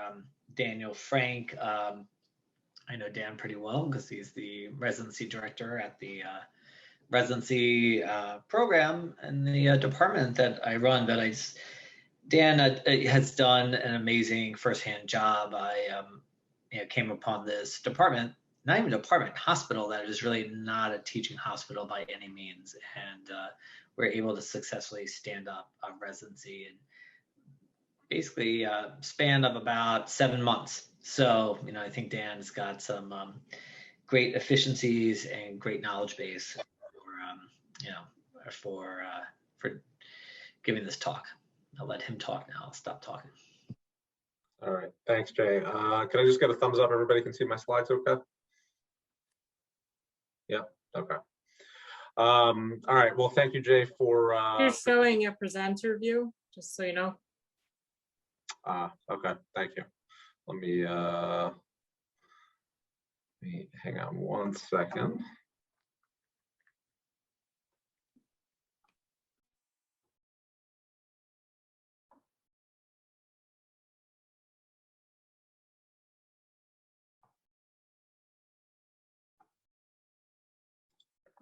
Is that better? Yep. Yep. Okay, thank you. All right, so Jay, thank you again for the introduction. So again, my name is Dan Frank, and I am the residency program director for emergency medicine at our hospital, South Shore University Hospital. We are part of the Northwell Health system, and what I'm going to be talking to you guys talking about today is about a blueprint for setting up a new program. And a lot of what I'm going to be sharing is just about our experience in building a new program under a very unique set of circumstances, I think. And what those circumstances were really building a program in a building that really had very little experience with graduate medical education. You know, our hospital was a community site for a long time until it came under the umbrella of a very large health system. But so at the same time, right, we're trying to set up a new program in this building that had very little experience with residents, while at the same time paying attention to the fact that as part of what is the largest health system in New York State now, you know, this health system has extensive experience with graduate medical education and has graduated thousands of residents and fellows over the span of decades. So it required attention to both the needs of our individual hospital as well as attention to all the policies and procedures that were really long established from within our own health system. So I have no disclosures to report. And just some of the objectives I'm going to cover in the time that we have. So I'm going to speak a little bit about why start a new program at all. What are the advantages and disadvantages to welcoming residents into your facility? What are some of the logistical needs that will require your attention? How do you recruit to a new program? And how can you focus social media and marketing to help with that recruitment? And then how best to leverage some of your existing resources. So to put this just in a little bit better context, I think it's important just to understand, you know, who we are. So a little bit about us. So South Shore University Hospital was formerly known as Southside Hospital. And at one time, it was a relatively small community hospital serving residents on the South Shore of Eastern Long Island. And the Northwell system acquired the hospital back in 2005. And since then, you know, the clinical services that are offered, the number of patients that are treated at our facility has just grown tremendously. There have been major capital improvements many that have already taken place, and others that are currently underway, including a new mother-baby wing, an expanded NICU, and an entirely new pavilion that'll include inpatient beds, critical care beds, and operating rooms. So not to mention our own emergency department actually just completed a major renovation. I believe the final phase completed probably about 2 years ago now. And our ED went from you know, a very small ED typical of a community shop to now being 55,000 square feet, over 75 ED beds plus an additional observation unit. You know, we're on pace to, I think, see over 78,000 visits this year, or close to 80,000 visits already.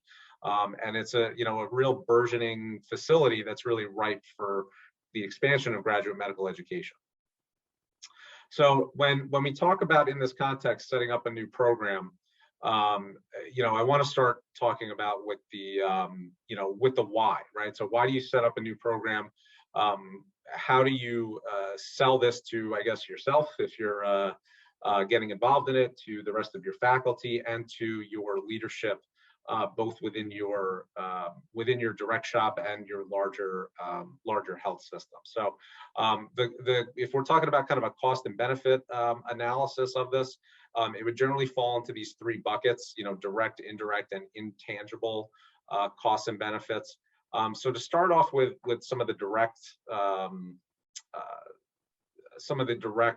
costs, I mean, one of the first things to think about is really funding. You know, how are you going to pay your residents? You need to think about salaries, benefits, you know, and liability insurance.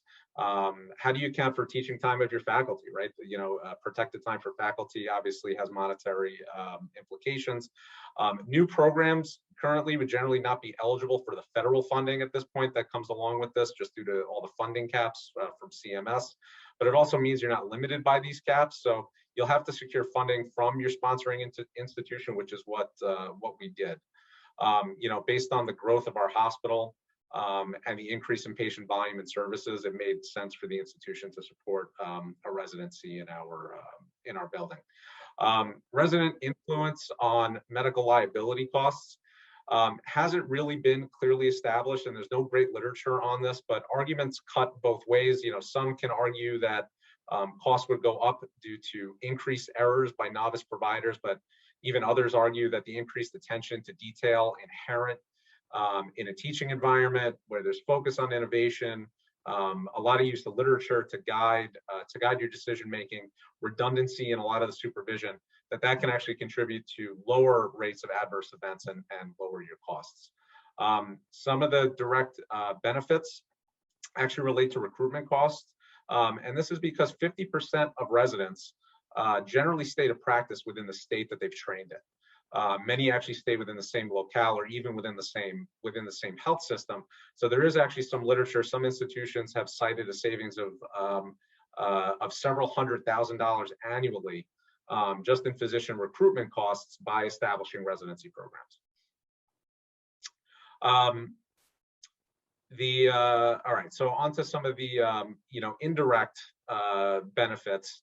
A lot of these, again, things that you can sell to your leadership is just the increased referrals. So for example, if the ED discharges a patient with vertigo with instructions to follow up, let's say with vestibular therapy, this is actually a service that we have at our hospital through our PM&R program. So things like that, can generate increased revenue for your own hospital. Some also do cite resident coverage of clinical services as a cost savings to the cost of hiring, other providers like physician assistants and nurse practitioners. And just some of the other intangible benefits is when you're engaging residents to introduce and problem solve and polish clinical guidelines, for example, and improve those pathways, it really makes quality improvement activities substantially easier to accomplish. So there is an intangible benefit of this improved quality of care. You also, I think, often, as I think Jay can attest to here at our shop, you just have a lot more physician engagement and satisfaction. If you can retain your own program graduates to work within your hospitals, it provides institutions with a level of known quality and an individual who's already familiar with your procedures, your resources, your facilities. And this can really offer a long-term solution, especially for places with physician shortages.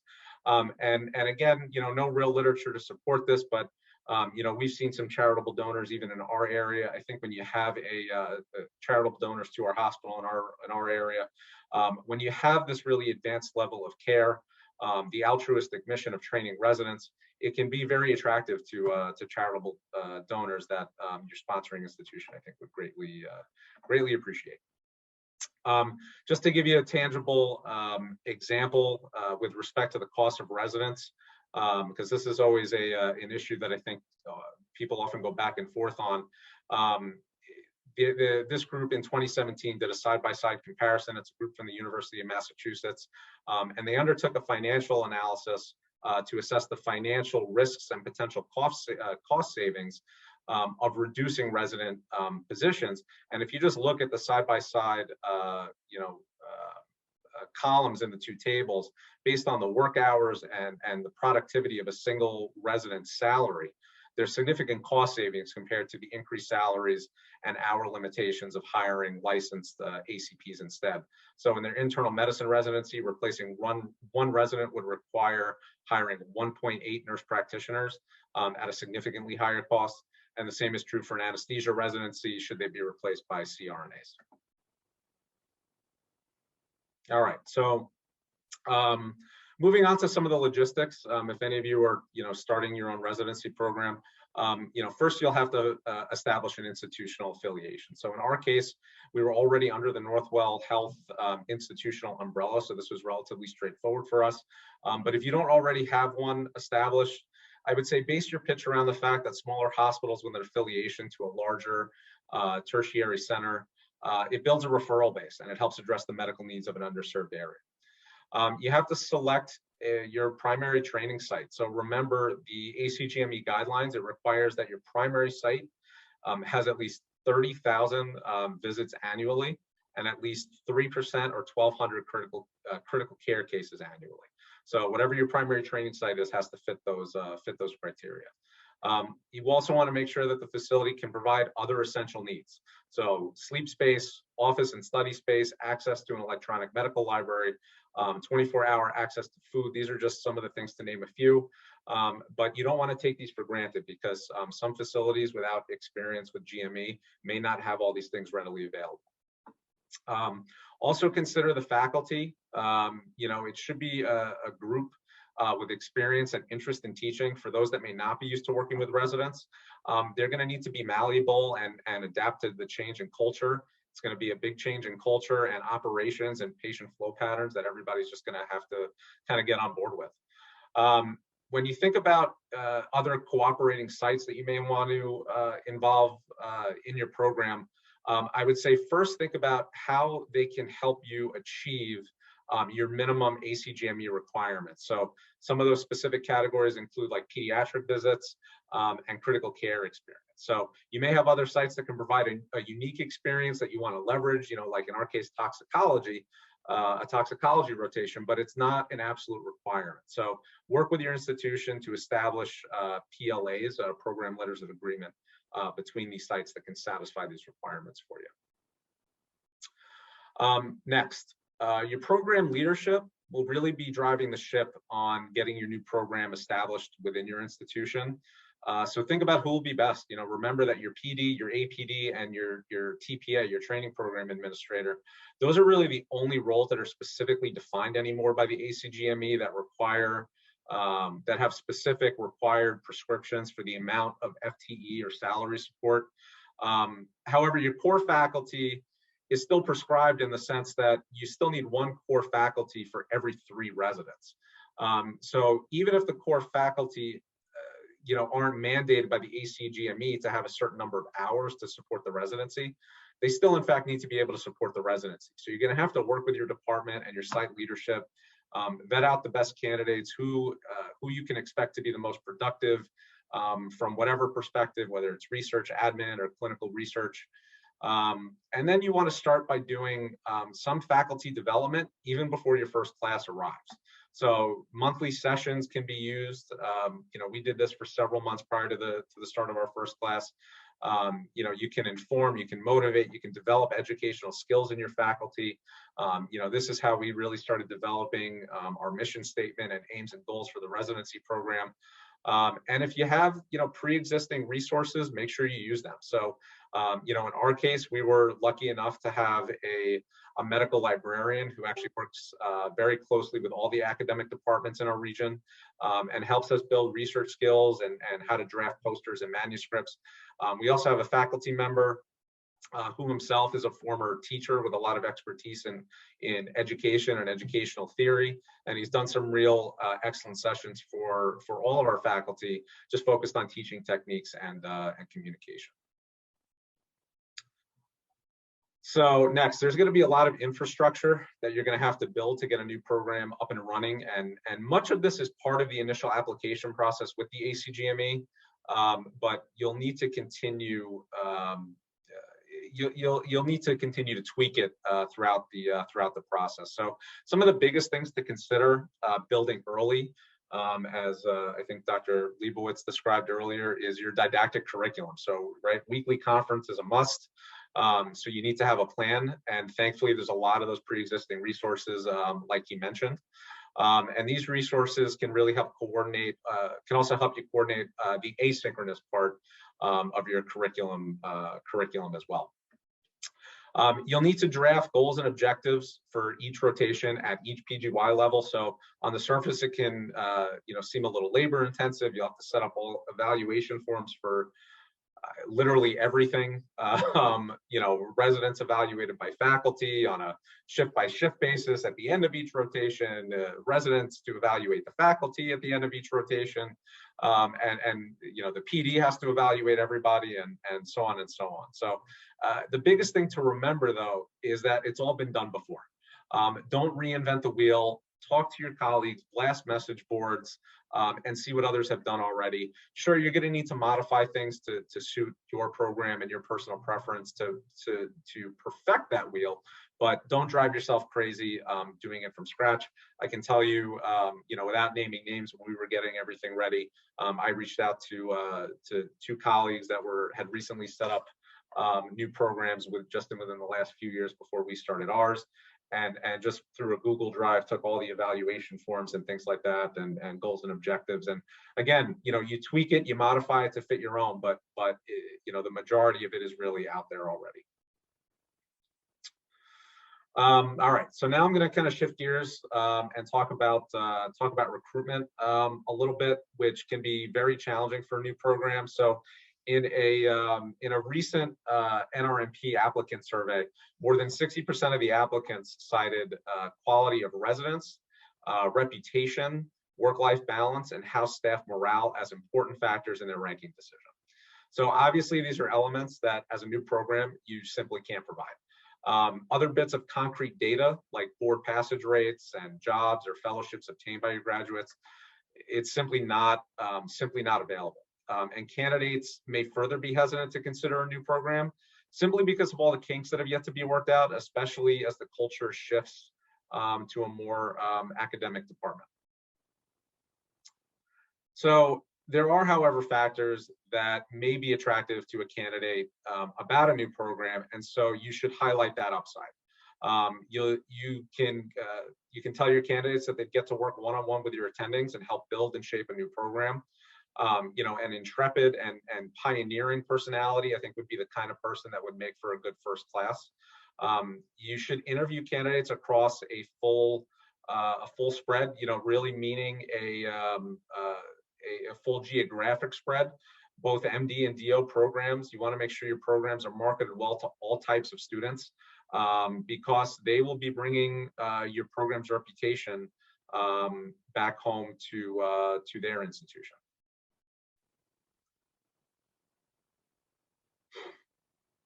All right, so I'm going to switch gears again to a little bit about marketing. And where you really have to start is you have to start by ensuring you have a very robust online presence, which really starts with registering for FRIDA, ERIS, and the NRMP. You should also consider utilizing a lot of listservs and even buying marketing space with other websites like CORD, EMRA, and the Student Doctor Network.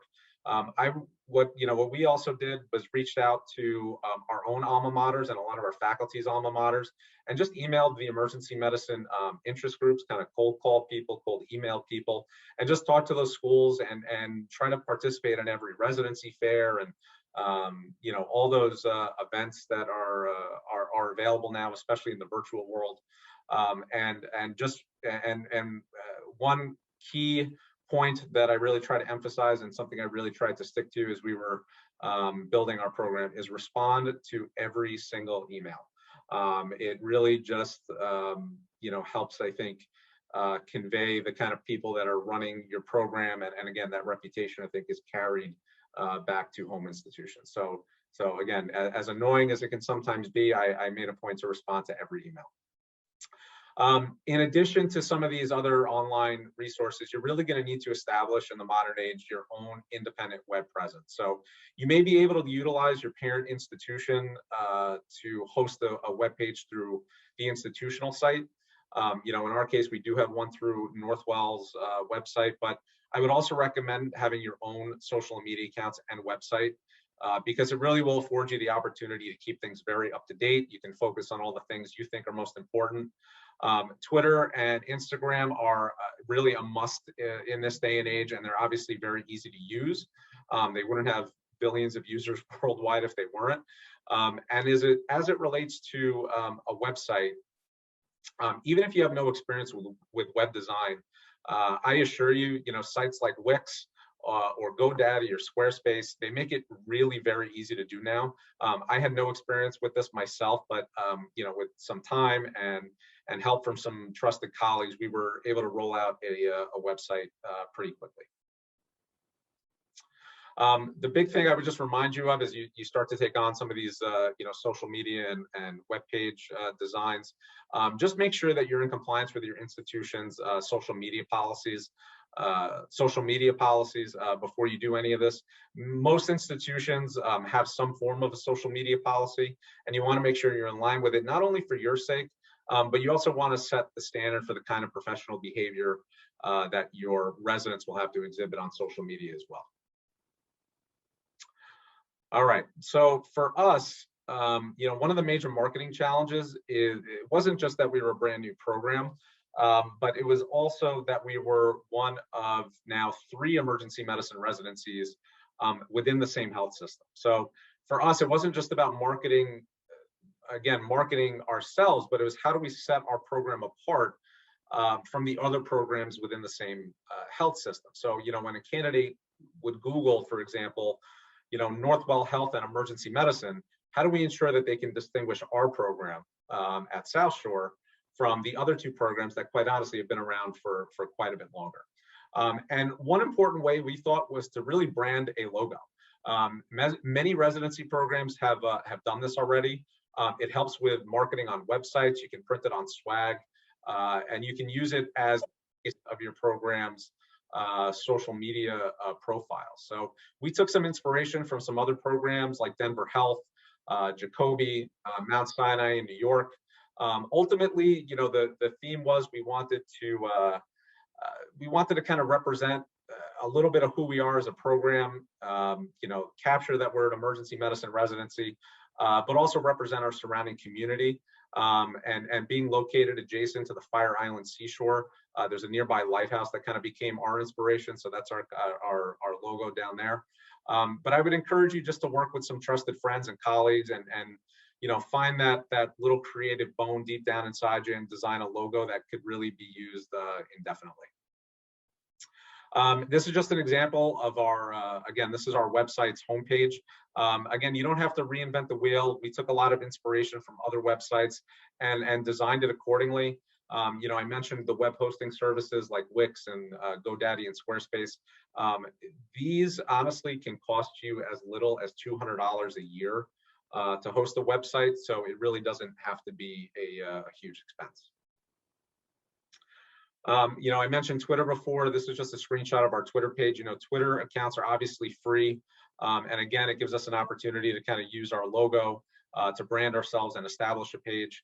The Twitter page is really important because it's really become a great resource for sharing guidelines and EM related news. So it can also really be a great educational resource for your residents and faculty. I think, just an example that I'm thinking of as I'm speaking is, I believe the new CDC guidelines on antibiotic dosing for some sexually transmitted diseases had changed. And we got wind of this honestly first on Twitter before it really hit any email updates or other published guidelines. So Twitter's really become an important asset for keeping up to date. With respect, again, within the marketing theme, Instagram, I think really helps, really showcase your residency's culture and camaraderie. So as you're building your program and marketing it to new candidates, they'll be able to see some smiling faces eating free food at a resident appreciation day, or celebrating a resident's birthday, or even us announcing our new recruits that we'll be welcoming in July. So, all right. So now on to my final point about just leveraging your existing resources. So as we already stated, your primary training site and all your participating sites, they need to have certain infrastructure in place before you can even start your program. So these would be some of your local resources. But another major local resource is to really take inventory of your human capital. So if this is your first go at starting a program like it was for me, you're also going to need mentorship. So find those people with previous GME experience that you trust and work well with. Talk to them constantly about their own GME experience. It will really help guide you through some of the nuanced challenges that'll inevitably arise. The best example I have for me very recently is just about all the changes that take place in scheduling and resident logistics. When someone has to go on a leave, or has military service obligations that can really kind of throw a wrench in the plans that you have laid. But again, these are things that have been done before and confronted before. So with a little bit of mentorship, it's easier to navigate. Look to your available faculty and determine who has previous teaching experience and an interest in working with residents. But then you got to ask yourself, what have they done? What deliverables have they shown as a faculty member to justify giving them some protected time and salary support? So do any of them have fellowship training or other niche interests? These faculty can not only develop little micro curriculums for your residency, but it can also be very attractive to candidates with an interest in pursuing some additional training. If you're not great with technology, I know I mentioned a few things on the previous slides. Think about faculty that are more tech savvy than you. They can help you with your social media profiles and websites. And as this past season has demonstrated, the need for navigating the virtual world for conference and lectures. Then look to your institution and see what they can offer. So get your program on the schedule at the simulation center. If this isn't possible, like say in the case of a pandemic shutting down your sim center like it was for us, consider lobbying your site for some equipment that you can use at your home site. And that's what we did. So we were able to purchase some task trainers for our home site during the height of the pandemic. And finally, many sponsoring institutions have a lot of programs in place already that would constitute faculty development. And faculty development is something that is a requirement for any residency program. So getting faculty into these existing workshops should be very feasible. In our case, just as an example, we have a whole CME program in place for patient-centered communication that attendings are required to take part in.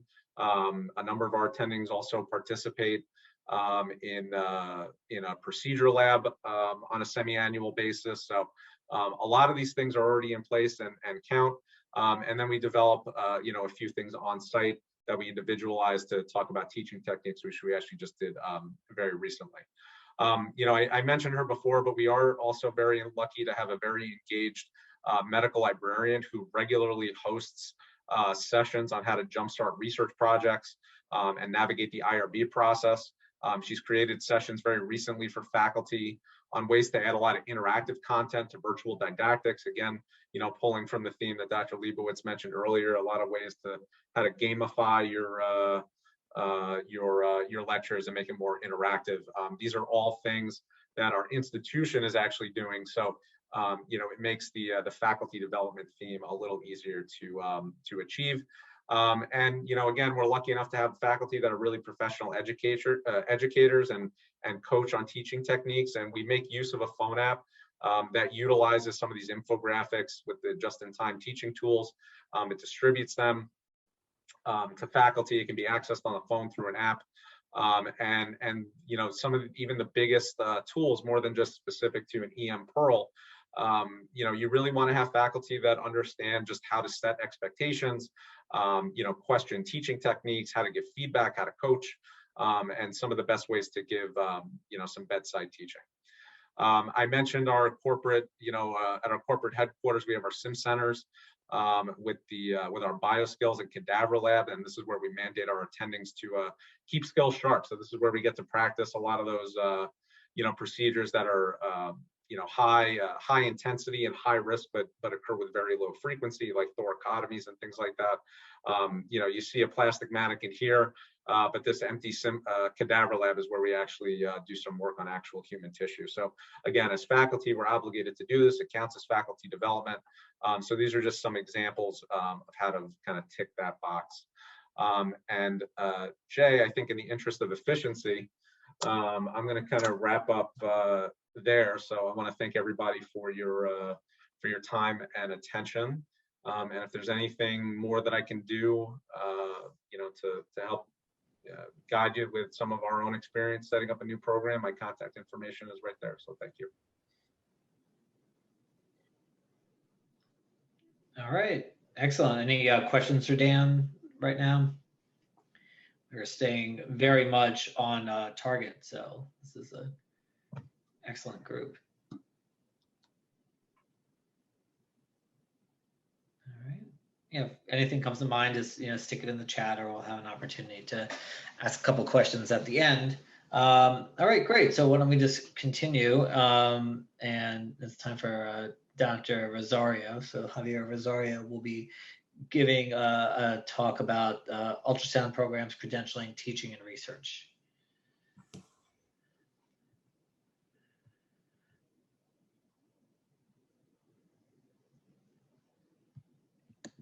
Just waiting on sharing capability.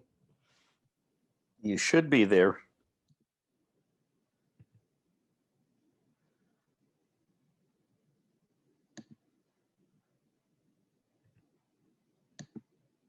Not yet. Hold on.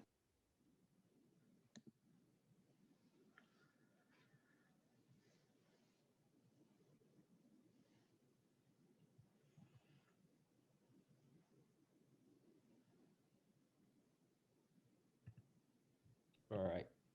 Got it? Yep. Here we Okay. go. Thumbs up. Can everyone see that? Yep. All right.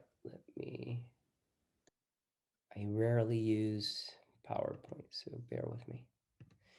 Okay. So as stated, my name is Javier Rosario. I'm the director of emergency ultrasound for our program at Osceola Regional. Colleagues with Drs. Leibowitz and Dr. Banerjee. And I'll be talking about how to set up an ultrasound program, essentially. And it's going to have some similarities to setting up a residency program. There's going to be a little bit more other little bits of information that you might need to get into as well. I have no disclosures to discuss. Okay, so essential steps. The biggest step for setting up an ultrasound program or supporting an ultrasound program, if you're a program director, is going to be you need to establish who's going to be your leader. Ideally, it's going to be someone that's ultrasound trained, being named your ultrasound director. There's different pathways to get your skills as an ultrasound director. There's a training pathway, which is usually fellowship based, and then there's also a practice pathway. And some of the kind of quote unquote old school directors are pathway trained. They've trained through practice. They've done ultrasound for so many years. They've written textbooks on it. They've written all the topics that we use today, and they are the ultrasound directors at their local institutions. The director's role is going to be multifaceted. So that's why it has to be an established leader. And hopefully you're getting that person adequate compensation, because the role of the ultrasound director encompasses a lot of extra work. Okay, so it's going to include your machine selection, your software selection, or your middleware.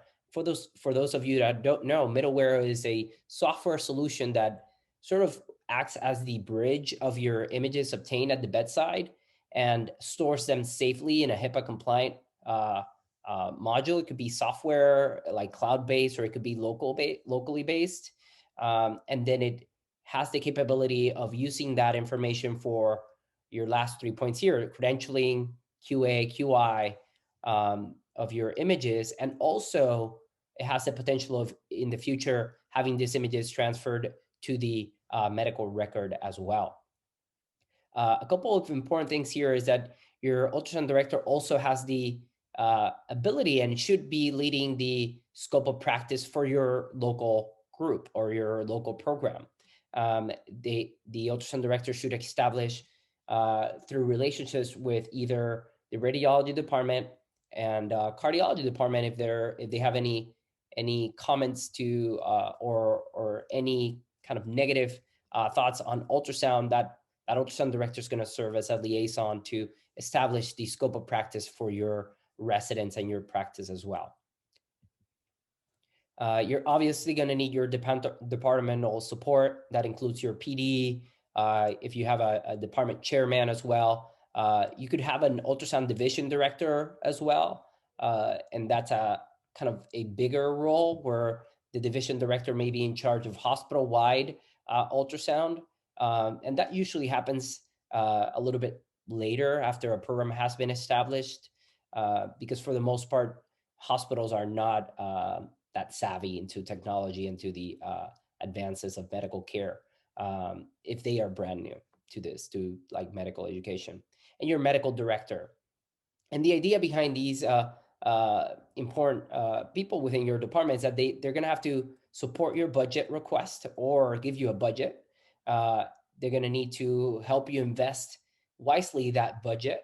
And then they need to support the efforts of credentialing. And credentialing is going to be a key component for academic education, as we will discuss a little bit down on the next couple of slides.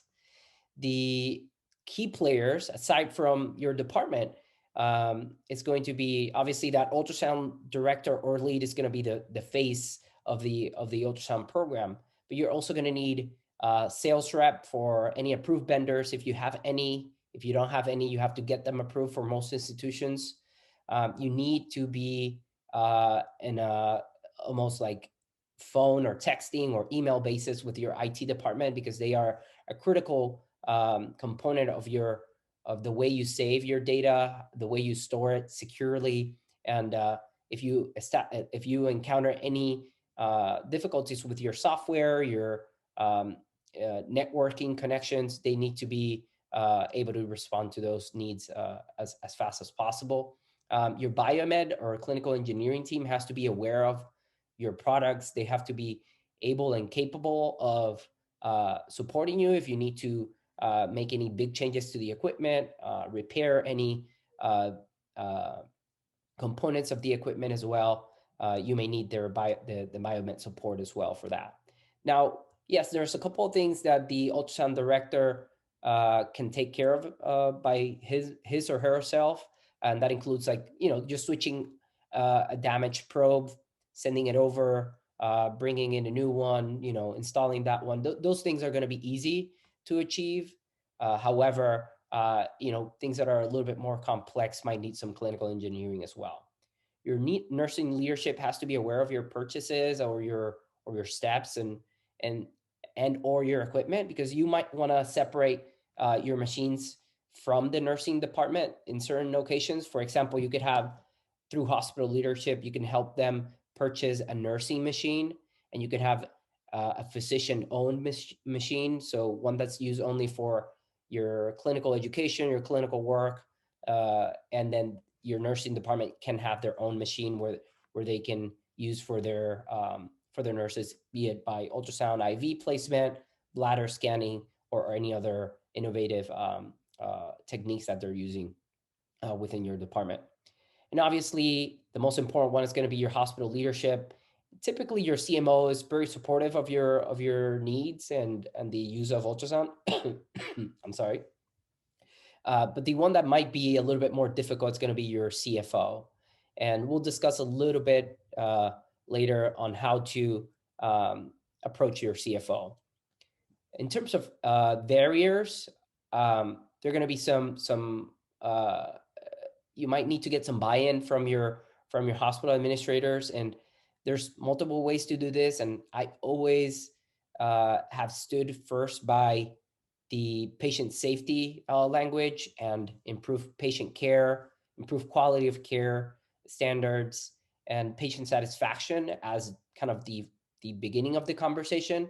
But always, you could use your supporting institutions and your supporting societies as a backup, right? So we all know that ACGME has requirements for ultrasound performance, which is about 150 scans for 6 core applications.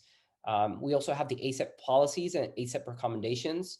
The ACEP Society has a separate ultrasound subsection, and that has its own separate recommendations on ultrasound performance, where the requirements or the recommendations by ACEP are much higher than those by ACGME. And those are supported by a lot of ultrasound leaders that have been performing in academics and in the non-academic environment for many years, and their use of ultrasound. And obviously we have SAEM and their academic emergency ultrasound section. And this one is more kind of in a supporting role for your delivery of the content for education. Now, going back to the director's roles, and the role of the ultrasound director is going to be simultaneously going with your educational goals. Okay, so you have to get support for your director in order for that director to be able to complete time at the bedside with the residents or medical students, time for remote feedback. And the difference between the two is that ultrasound is something that requires a lot of supervision. A resident that's brand new to ultrasound cannot just pick up the probe and go and start scanning and diagnosing patients at the bedside without proper supervision initially, education, and being able to recognize kind of the normal versus the abnormal findings, how to get the images, image acquisition, etc. remote feedback pertains to the fact that for us, a lot of times we have to do either offsite or remote or at a different time feedback for our residents, meaning that we don't have the ability to always be at the bedside and scan with them during an ultrasound rotation or during an ultrasound shift, because otherwise we would live in the emergency department. So this is the ability to remotely log into a system, look at the images done that day, that week, and evaluate the performance of that resident. Give feedback through that same software many times, and be able to correct any problems, identify any issues, any misses, and correctly have a built-in system in place where either the resident or yourself contacts patients for returning to the ED for proper evaluation or further imaging if needed as well.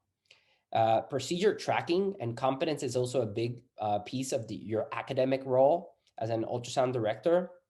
And that includes being able to recognize where or which residents are struggling with ultrasound, which ones are excelling with ultrasound, which ones are ready to be credentialed in ultrasound in all its in all its way, and also promoting research.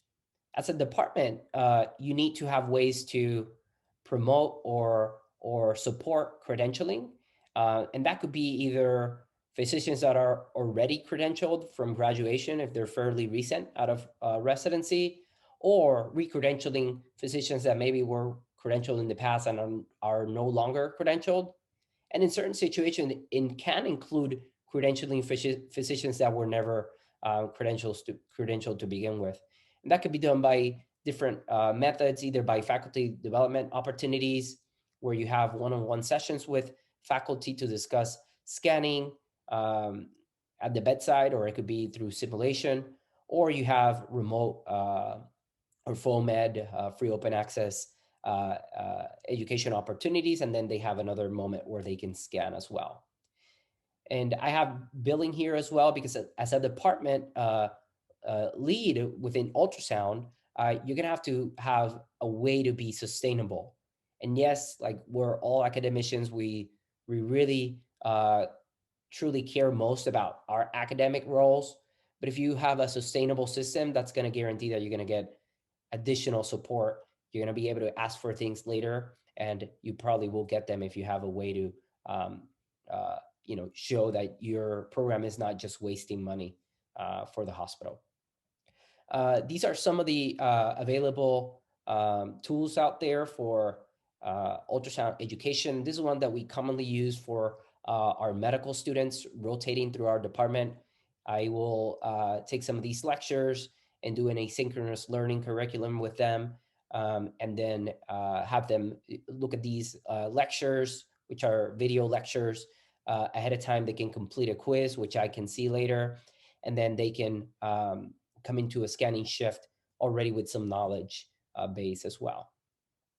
POCUS Atlas is another famous platform which has a lot of evidence behind it. You can look up your evidence for the FAST exam, your evidence for pneumothorax identifying, et cetera, et cetera.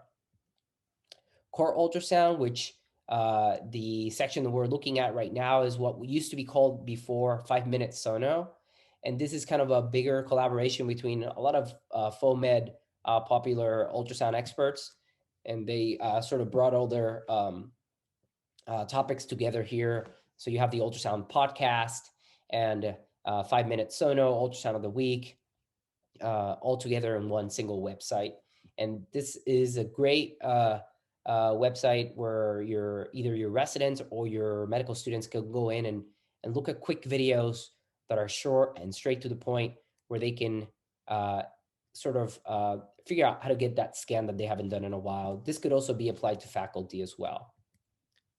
And my favorite by far is the SAEM AEUS narrated lecture series. And program directors of ultrasound get a link if you're part of the ultrasound section for SAEM.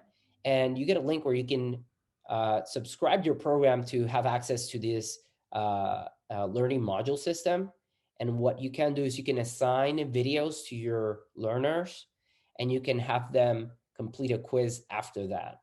You can see the progress. You could track progress of the residents or students through this website, and it lets you know how many students have actually looked at the videos. Did they watch it completely, or like just the first 10 seconds?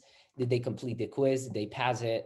And then you can compare this data with your own data to see, in the department they have completed 100 scans, and their colleagues have completed 300 scans, and they're also lagging behind on the learning module system. So there's some correlation there. And you could try to figure out if there's a way you can help them move forward. In terms of research and getting that research out there, a lot of this has been touched on previous lectures today. But it's research in ultrasound is not difficult at all. You just have to find that case, right? That ultrasound case that you did on that patient came in with undifferentiated dyspnea, and your resident grabbed the probe, placed it on the chest, and you were able to diagnose a cardiac tamponade immediately, and the patient had an improved outcome because of that. You could also discuss time to diagnosis of, another example is a fracture or a dislocation with ultrasound versus x-ray is another good example. Databases, you can use that as well. You could use your institutional databases initially, or you could go through a bigger database, such as the ones discussed in prior lectures as well, like the Trauma National Database, etc. Quality improvement projects are also popular among ultrasound, and that I'll give you an example, which is fairly common, is the use of ultrasound by nursing and the reduced amount of sticks needed for a patient that's a difficult stick, or the reduced amount of time that it takes the labs to be sent on a patient that's usually a difficult stick, by anatomical route versus ultrasound. Just a couple of points there for that as well. Now, going back to that billing and having that conversation, we have to talk about budgets and ROI. And this is why it's important, because getting buy-in can be really difficult when you start talking about, how much money you're going to need. So the typical ultrasound machine can range anywhere from $20,000 to $60,000 just for a single machine. And they're even more expensive than that, but we're talking about point of care systems. Now, yeah, you can get one of those portable ultrasounds that a lot of people rave about, and you can get those for a couple $1,000s, not including the membership to be able to use their software. But those are not going to have all the necessary tools and the ability to get quick images in a big screen that allows you to share with your colleagues in the team at the bedside immediately. You're going to be missing that with some of these systems. And the image quality for a lot of these portable devices is still not up to par with these more obviously expensive systems. And then the other big piece of the money pile is going to be that middleware software that I was talking about before. Some examples out there include QPath. You may have heard of that. Butterfly has their own enterprise solution. And even Sonosite has another solution as well. And the cost for these can range anywhere from $11,000 to $25,000 per year. So it's quite a bit of money as well. And this is where you have to sort of discuss with your leadership how you plan on supporting this in the long run. Because if you're spending $25,000 every year on a middleware software, but you're not doing anything else with it other than academics, there's going to be someone asking in a couple of years, why is that needed and why are we paying so much for that? So this is an example that I want to give out here. These are not real numbers at all. It's just an example. So, let's say that, for example, you have 21 residents in your program for a total of 3 years, so it's 7 per year. Let's say that all your 21 residents in the last 3 years, they did 6,246 scans. Of those, I'm going to assume that 20%, which is fairly normal, 20% of these are EFAS exams, so those trauma evaluations in the department. If you were to calculate half of those as the educational ones, so we're not going to bill for 10% of that 20, like, 10%, so half. So we're only going to bill for 10% of that 20% EFAS exams. If you don't bill for them, just 10% of those total 6,246 scans, you would have a possible loss of revenue of $200,000 or more. So if you were to bill just half of those EFAS exams, you would probably making a surplus of $200,000 for your facility, your hospital, your institution. And again, this is not about money for you. This is about money to continue support. It can even drive support for other departments within your department. It could even drive support for your department if they need simulation equipment, if they need any other type of equipment to improve. You could use that revenue from the hospital for that. It could keep revenue going for your continued middleware software to be supported. And it can also drive revenue for improving your machines every 5 or 7 years, which is the usual lifespan of these systems and their warranties as well. So once you've established an average or an estimate of what your numbers would be. Oh, and I just want to highlight that on the previous example, we're not even including your cardiac examinations, your renal, your aorta into that formula there. So if you were to add all those others, you probably would have much more revenue. And that was divided like during a process of 3 years. So when you're having that discussion, you want to make sure that you're focusing on your academic goals, your clinical reasoning, your patient safety. Make sure that they understand that this is a billable procedure. It is not something that you're going to do you're not going to be the only hospital in the United States that's doing this. It is a common ground for this to be a billable procedure. And then be able to speak the language with that C-suite, talk about loss of investment if there's no investment, right? And versus gains on that investment and your risk or your exposure. I've heard a lot of institutions having concerns with risk, exposure, if they start billing for ultrasound in the ED, if they allow for this to be complete, done in the emergency department. And it's kind of a false narrative because this is standard of care for many institutions and many EM departments.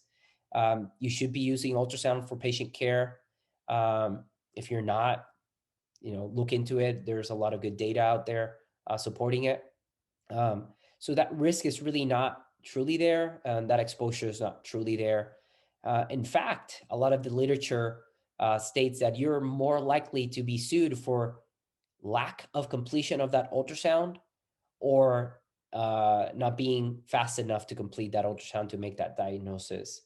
And even then, it's several studies only that have several cases only that have been highlighted with those scenarios. So it's still extremely rare, and it is standard of care. So these are my references,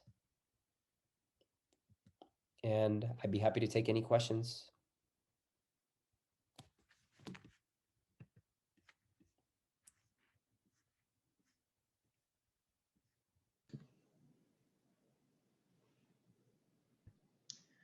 All right, I think, thank you, Javier. I think really nice talk. I think you actually highlighted something that's really important is the ROI, because of the technical academic work that you do.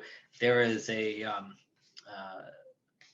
reimbursement basis to it, and actually that goes a long way of making sure that you keep your machines up to date and you keep that partnership going, particularly the technical fee that goes back to the hospital. So that's an excellent description. Yeah, 100%. And then in this new environment where the ACGME no longer lists the ultrasound director as that those names within the department that you definitely need. I see a lot of departments struggling with getting an ultrasound educator that's going to do it for free or not even be listed. So it's going to be tough. And one of the ways you can leverage that is using that ROI. Talk to your department, talk to your institution, and see if they're willing to fund that director's role with some of that return on investment as well, if your department's not able to do so. Yep. Excellent point. All right. We are staying right on target. So any questions right now? If no one has a question, you drop it into the chat. So there is a question, will we have access to the slides? I am not sure about that. That'd probably be a question for Bill. The sessions are being recorded, if that's of any value. I'm not sure about how the slides are, if the slides were shared back with the office. I'll have to check on that, but every session is being recorded. Okay, yeah, I would say for Dr. Zimmerman, if you have any special requests for someone's slides, maybe just put that out there to them privately. I'm happy to share mine. Mine are pretty general though. But I think any special requests, just shoot them a private chat message. All right, why don't we make time? So we have Samir El-Badri, who is a current resident. He'll introduce himself to give a perspective of being a resident in a kind of a new or non-university program. So I think this is a very unique perspective.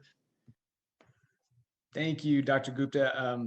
Actually, I just graduated last year, so it's my first year out. So it's still very fresh in my mind, and I'm still at the same institution. Let me go ahead and share my slides.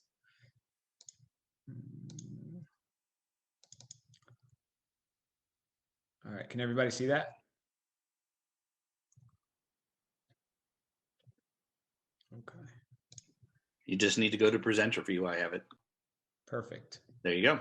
All right. So again, my name's Samir Al-Badri. I'm a first year attending at Ocala Regional Medical Center. We're a part of the UCF consortium. So like Dr. Banerjee and Dr. Leibowitz, we kind of share the same mother institution of the University of Central Florida.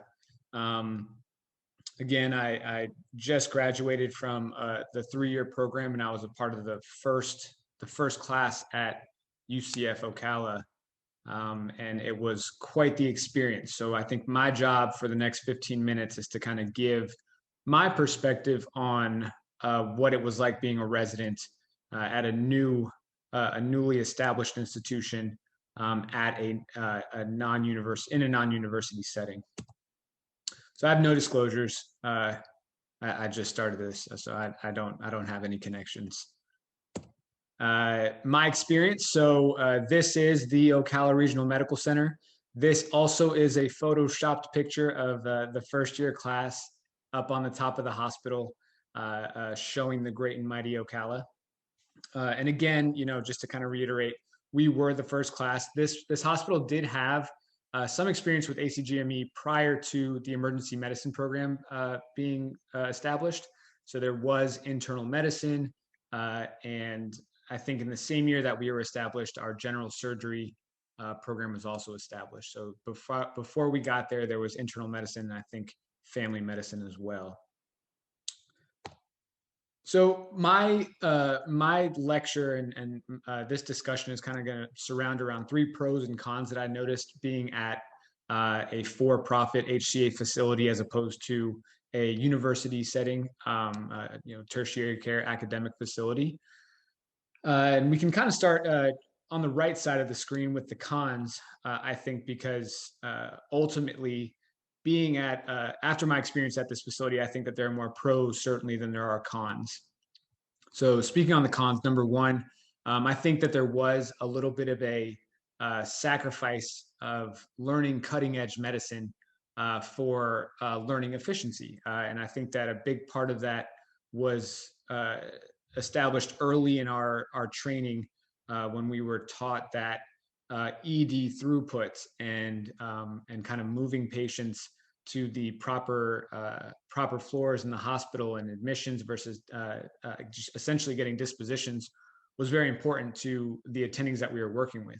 I think that it was stressed even more to us than it was to my colleagues at academic institutions, and has especially, I guess, given me. It's especially helped me with transitioning into an attending and still staying at that same facility and kind of learning what ED throughput looked like. The second thing was off-service rotations may be a work in progress for the first couple of years. So to kind of reiterate what Dr. Frank was saying earlier, we started the program. We were the first class. So off-service rotations like our cardiology rotation, our trauma rotation, ortho, really were just kind of like a cookie cutter model that we were essentially the test subjects for. The good part about being at a new institution, though, that I think was very profiting for me was that we got to give feedback to our leadership, to our faculty members, to our off-service faculty members about how we wanted to shape the rotation to better teach us and show us things that are related to emergency medicine. So, for example, our cardiology rotation involved a lot of outpatient cardiology. And so we would go to the clinics and it was less so about, I guess, consultations in the emergency department. So after a couple of rotations and a couple of the initial rotations through cardiology, we had that changed in the middle of the year so that we can do, in emergency department consultations, we can see what happens with PCI in the cath lab, and ultimately also observe a couple of cardiothoracic bypass surgeries. The last thing for the cons, I would say, would be kind of establishing the resident's role within the entire hospital system, as well as within the emergency department. So our emergency department is very much so a community-based emergency department. There is an attending physician, usually one in the triage area, and then one that's kind of running the back, and a multitude of nurse practitioners and physician assistants that helped the attending. When we were introduced, we were one class. There was one resident that was working directly with the attending, which later on in this lecture, I'll kind of talk about how that was definitely a pro. But initially, you kind of needed to establish what our educational role was while we were in the department, because you kind of need to balance out the idea of ED throughput and efficiency with a new learner, and especially in a new program where there's one class. So in terms of it being a helpful hand, I think we were more of a burden when we first got there, just because we were new and interns. So it's certainly a growing process, and there are growing pains with that. It definitely helps when you are the program director and the medical director to really establish what your goals are for the way that residents should function in the emergency department. Are they responsible for seeing all of the patients, and how do you plan on using your residents, both educationally and to maintain the throughput through the emergency department? Kind of moving through the pros. So the first one that I have is you do learn how to function in a very efficiently in a busy emergency department.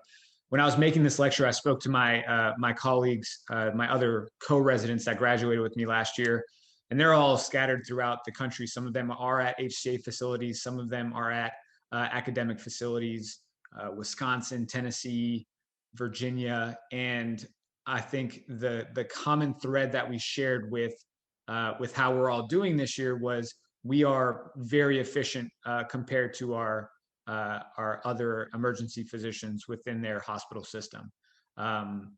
We kind of understand that a big part of our training was trying to get patients dispositioned appropriately, adequately, and efficiently. So that part was, I think, reinforced pretty strongly in our training. The second thing that I think helped and benefited me was understanding the MIPS measures and metrics-based medicine. So one of my co-residents this year is at an academic facility, and I think that one of the things he mentioned to me was there's nothing mentioned to to the residents at his program about RVU-based systems, quality-based incentives. It's mostly just kind of learning about the medicine, which I feel like, for all intents and purposes, all residents do go through an 18-month curriculum twice. It's kind of the standard of residency education, that certain pieces of information and knowledge are universally taught and learned by the resident. That being said, I think one thing that the for-profit facility did teach me was what's important for the individual physician in terms of documentation and generating revenue for yourself. So that certainly helped me transition from resident to attending and understanding the idea that I need to document certain things for procedures. I need to know how to document critical care. And I think that those things are lacking at academic facilities, and I think reasonably so. We are a community-based center, and we do transfer our complex patients, but we do instead learn how to deal with MIPS measures and the metric-based medicine. The third thing that I think was a pro was being at a community center. We do deal with consultants that are privately based. They're not necessarily a part of a university institution. And so, calling consultants in the middle of the night for certain procedures, I think was, we were taught early on that we can handle certain procedures. So a good majority of our reductions and splints we do on our own. So we learn how to efficiently run through patients, but also manage the procedures. We have also been gifted with pretty sick patients that have required very rare procedures. I think in the last 3 years we've actually placed 2 or 3 Blakemore tubes, which is something that I think is definitely a rare, almost cowboy procedure that doesn't necessarily happen very often. And I don't know, I may be very off base with that, but I had never seen anybody place a Blakemore tube while I was on away rotations or even at my training institution at the University of Florida. Other things that we've done, which is very interesting, was in the last year or so, we've placed 7 or 8 transvenous pacers to the point where we've taught a workshop, or we've had a recent workshop here at our residency, just so that everybody is aware. If a symptomatic bradycardic patient comes in and you call the cardiologist and they're not coming in to place a pacer just yet, you're going to be the one placing the transvenous pacer. So procedures in general are definitely something that we use to help recruit medical students to come do residency here, as well as we really pride ourselves on. The last thing that I wanted to mention about pros is that we do have a faculty and administration that really are our advocates. I think that they take ACGME and residency education very seriously, and they're advocates to anything that we need. We are able, even as an intern, I remember the first couple of months that I was there, people were speaking on quality improvement and these different QI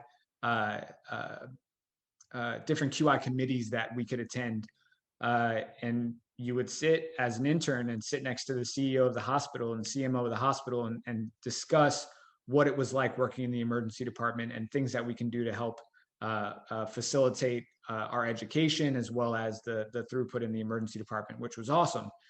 Something that I feel like doesn't necessarily, you're not necessarily afforded at a non-community hospital or a large academic institution where things are kind of set in stone and the committees are established.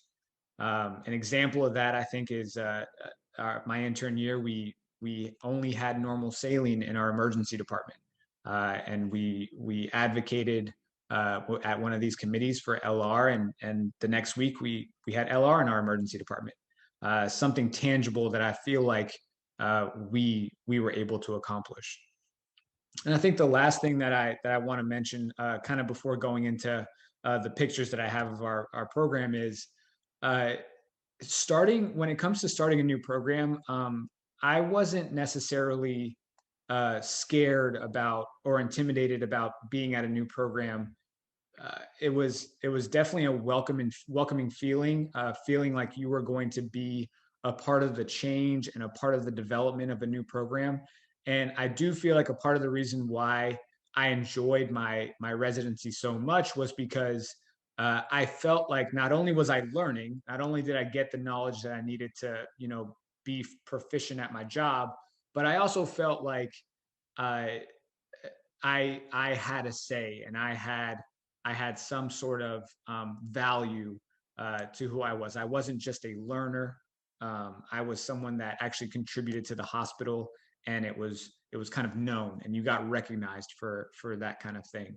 I think that's something that new residencies and residencies that are community programs can really benefit from, can really launch someone's career. If anybody, any of the residents are interested in administration, that's to some extent. I think that being at one of these community programs, it really kind of shows the business side of medicine, as well as the quality side, and not just the education portion of it. All that said, I am the simulation director at our facility. Our sim lab is quite small. We're still working on trying to expand and really get more space for simulation. But this is just a simulation where we were doing prior to COVID. Getting into the idea of wearing gowns and PPE into the rooms, and so we couldn't necessarily use hospital PPE, so we made it a toga, trying to make it fun for the residents. Kind of speaking on what Dr. Leibowitz said earlier, we're really into gamification and making our educational conferences fun. I think that with having a new program, it's really easy to kind of help or have the residents aid in providing feedback on how conferences are going, and it's really easy to kind of change conference up to help them learn.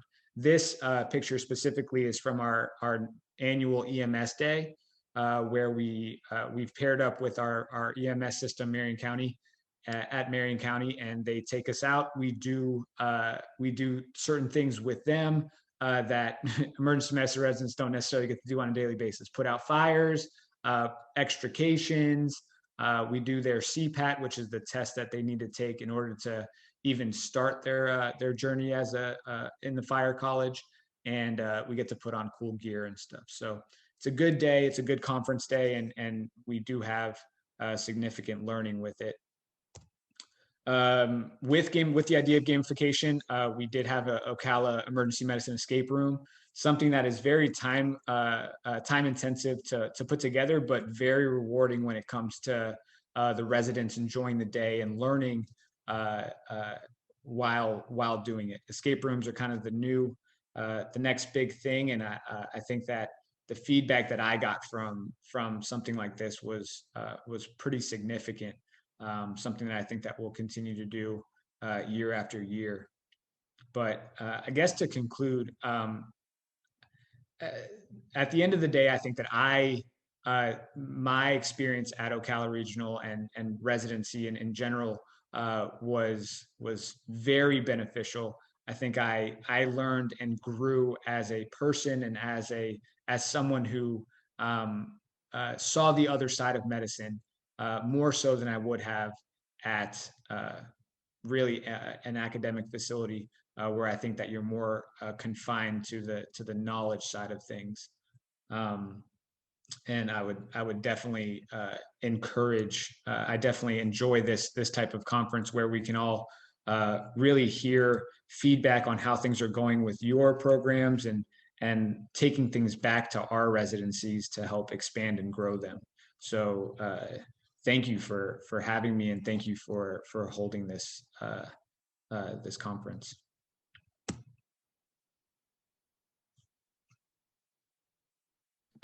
All right, great. Any questions for Samir?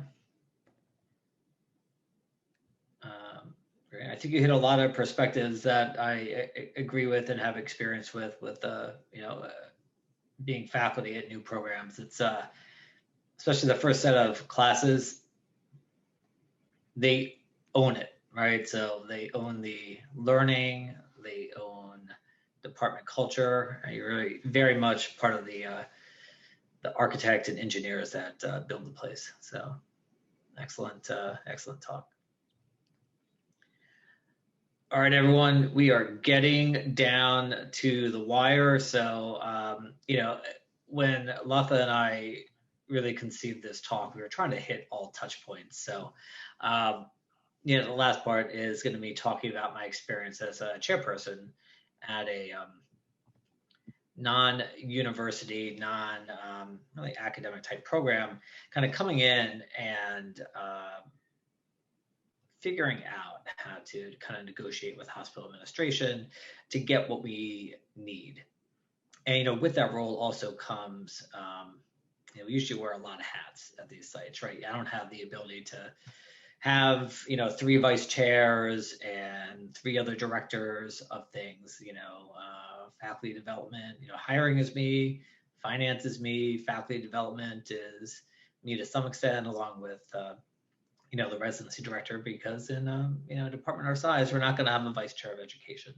So we end up hitting a lot of roles. So I'm just going to share this talk and, just some of my experiences with this. And then, at any point, feel free to chime in. I promise I will not go over my time because you guys have all been so good at staying on time.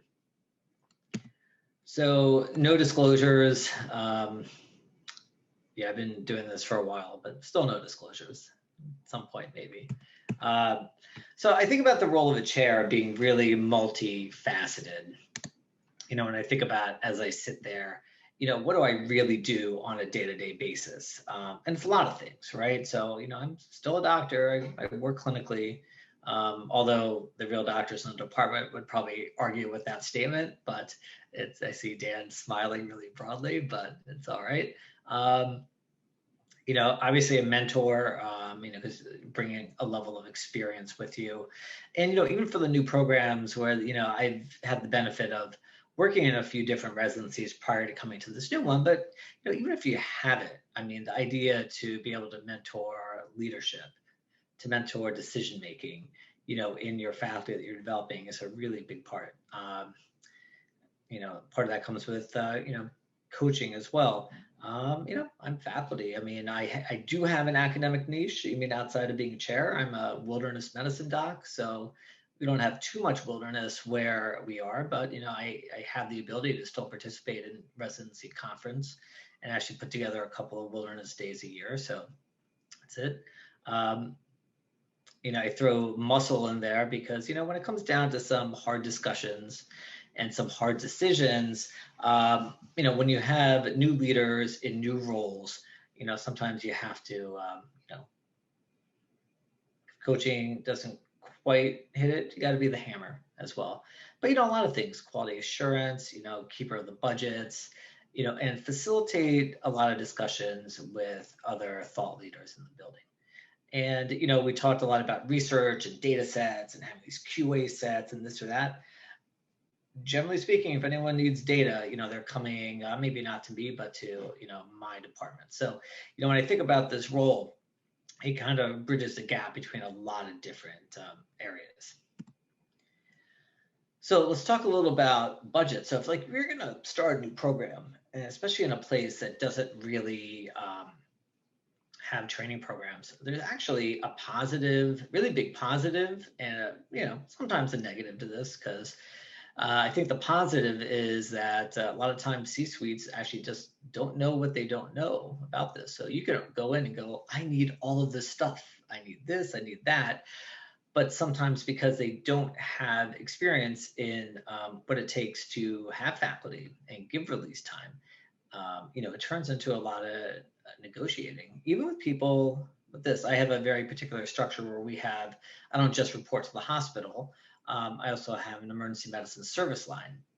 So depending on the needs, I have to talk to, both parties, and it's not an academic hospital and it's not an academic service line.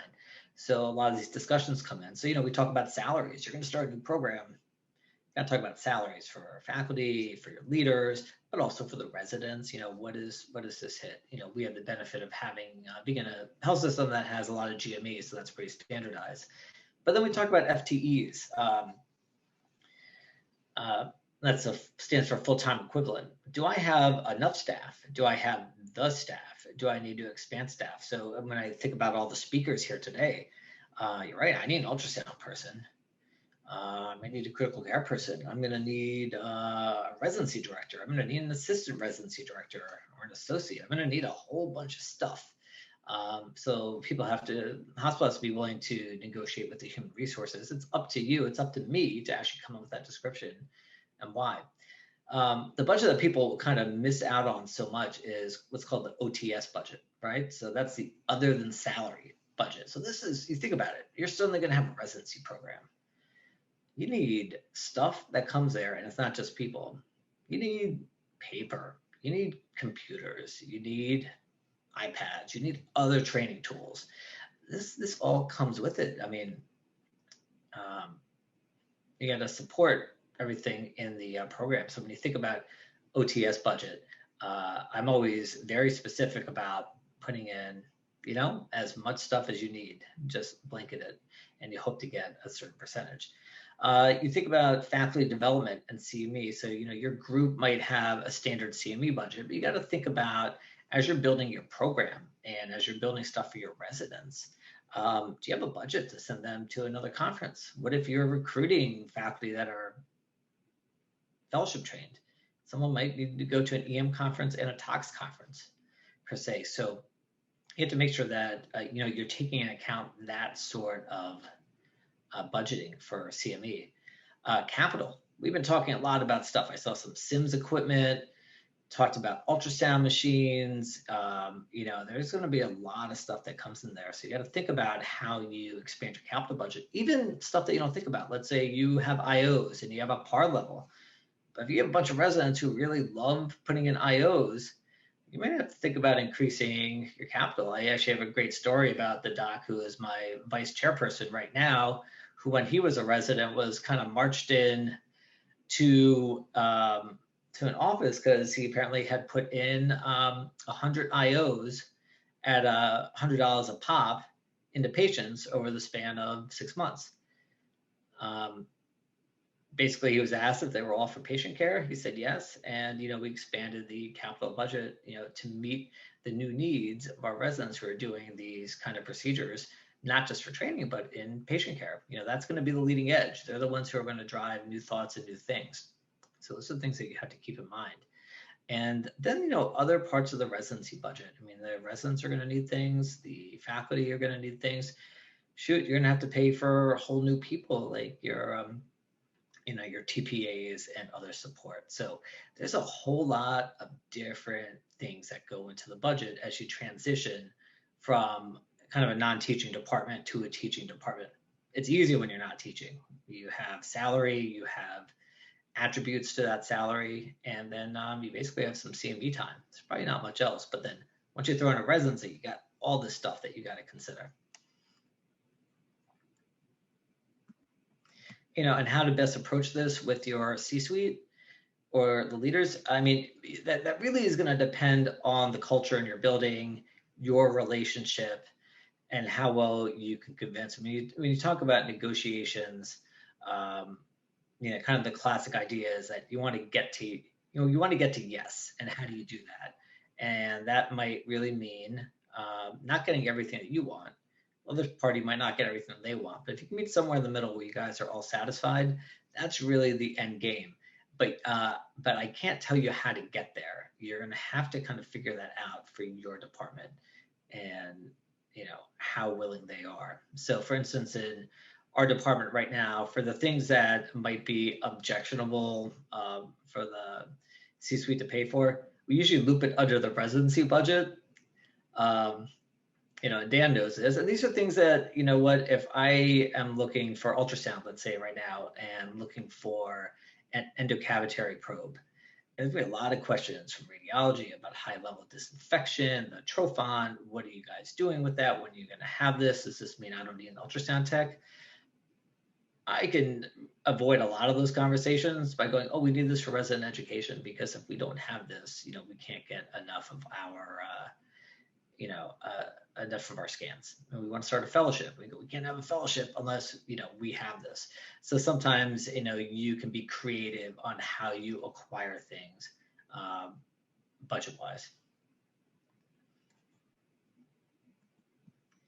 So if you think about residency budget, salaries, you got to think about, how much are you paying a salary? Dan gave a very nice slide about, comparing a resident salary to, an ACP type salary.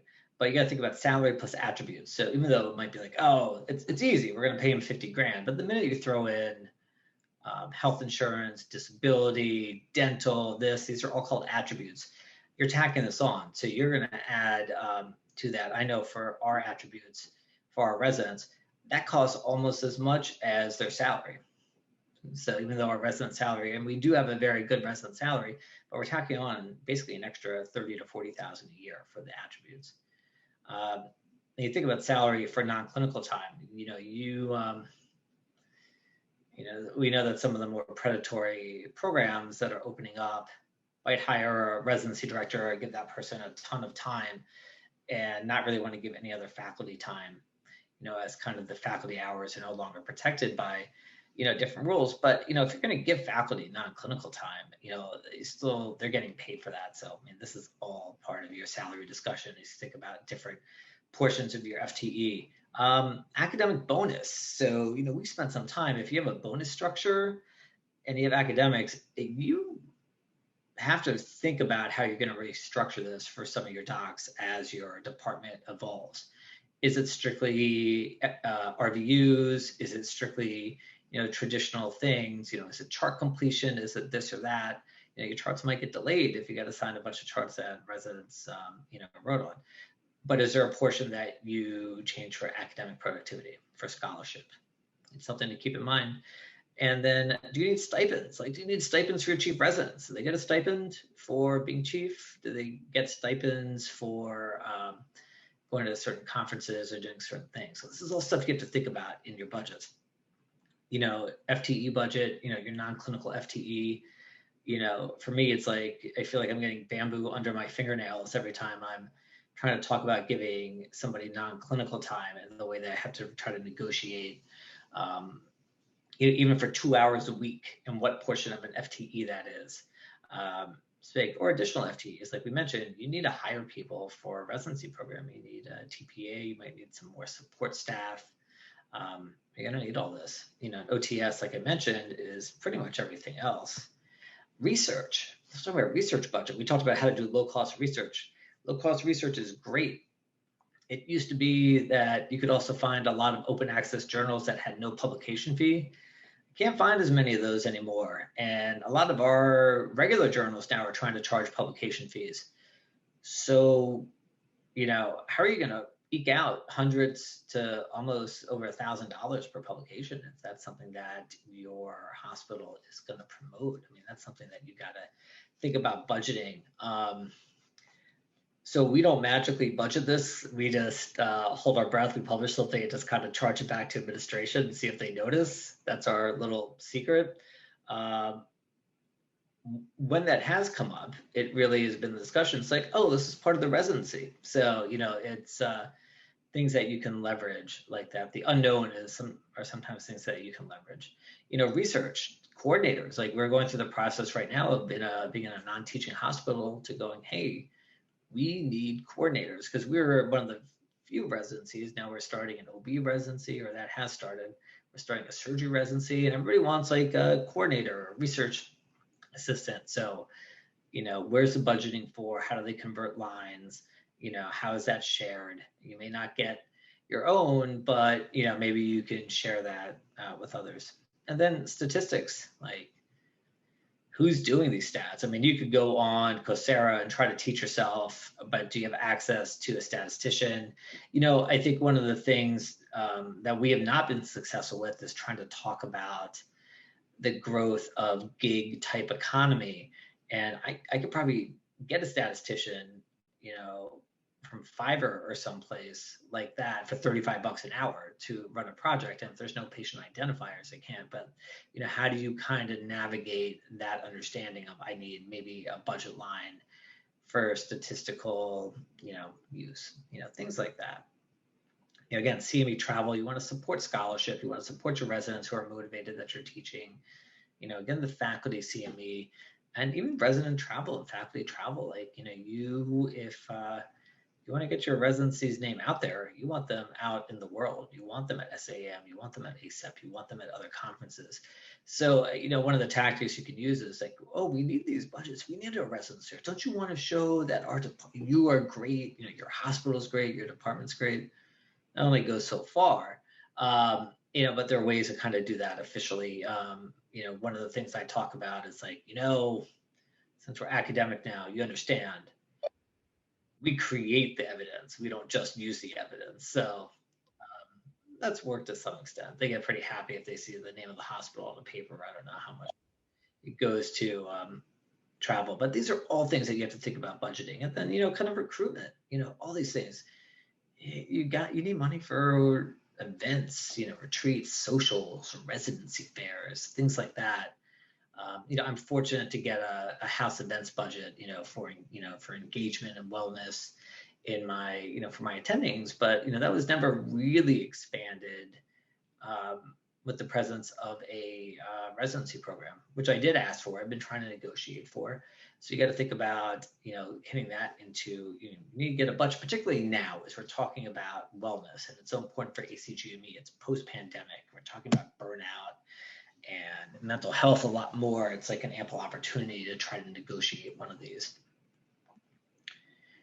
So, when it comes to negotiations, I'm not here to talk about a course in negotiations, but I've always found that, depending on my role, it's always as a facilitator and liaison. So, if there's a need that comes up, so let's say if Dan came to me with something, I don't often have an answer. I tell him I have no idea all the time.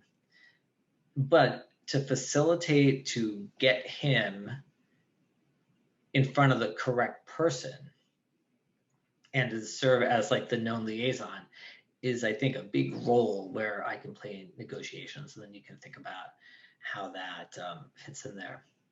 We always have to be a unified front. I mean, I think where people fail sometimes is,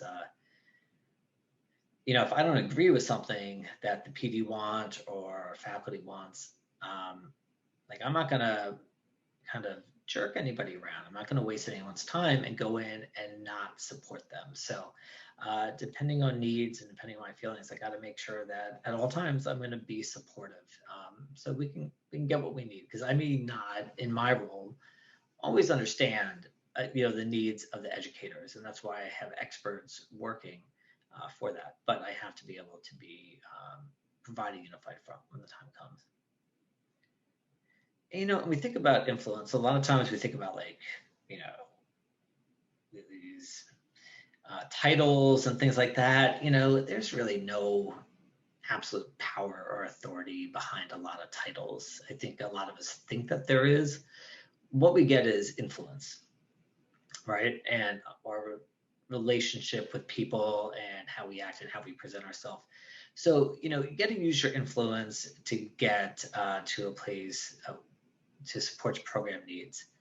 And then, I think another avenue that we have is to provide some agility and creative bargaining. If it turns into ROI, what are you going to give up for this? So I think, Javier mentioned earlier about, if I need ultrasound machines, if I need ultrasound faculty, if I need X, Y, and Z, how is that going to get paid for? What is the endpoint to that? We have an ultrasound department. You have 24-hour ultrasound. Why do you need this stuff? Then you start talking about billing or revenue opportunities, you suddenly get everyone listening. One of the areas where we had this was starting observation services in our department that we run. It's been difficult to expand the FTEs, but we got nurses and, ACPs for this by going, listen, if we do this, it's going to reduce the number of unbillable admissions, and you're going to be able to get facilities fees. And it has worked out so far. Now they're taking advantage of it, but, that's my next step is to, try to get us more staff for it. Or now that Dan has senior residents, maybe they can do, some observation service. Chefs, good thing you're on mute. So, another part of this is also faculty recruitment. Generally speaking, when you're in a non-teaching department, you have people who are there who are built to see patients. They're there for efficiencies. They'll follow your protocols and they'll get people admitted, and they make their relationships with people in the hospital. And how do you recruit new faculty, right? Because you're going to have to, at some point, either train the people you have, or you're going to have to get a couple of parties that already have some established experience.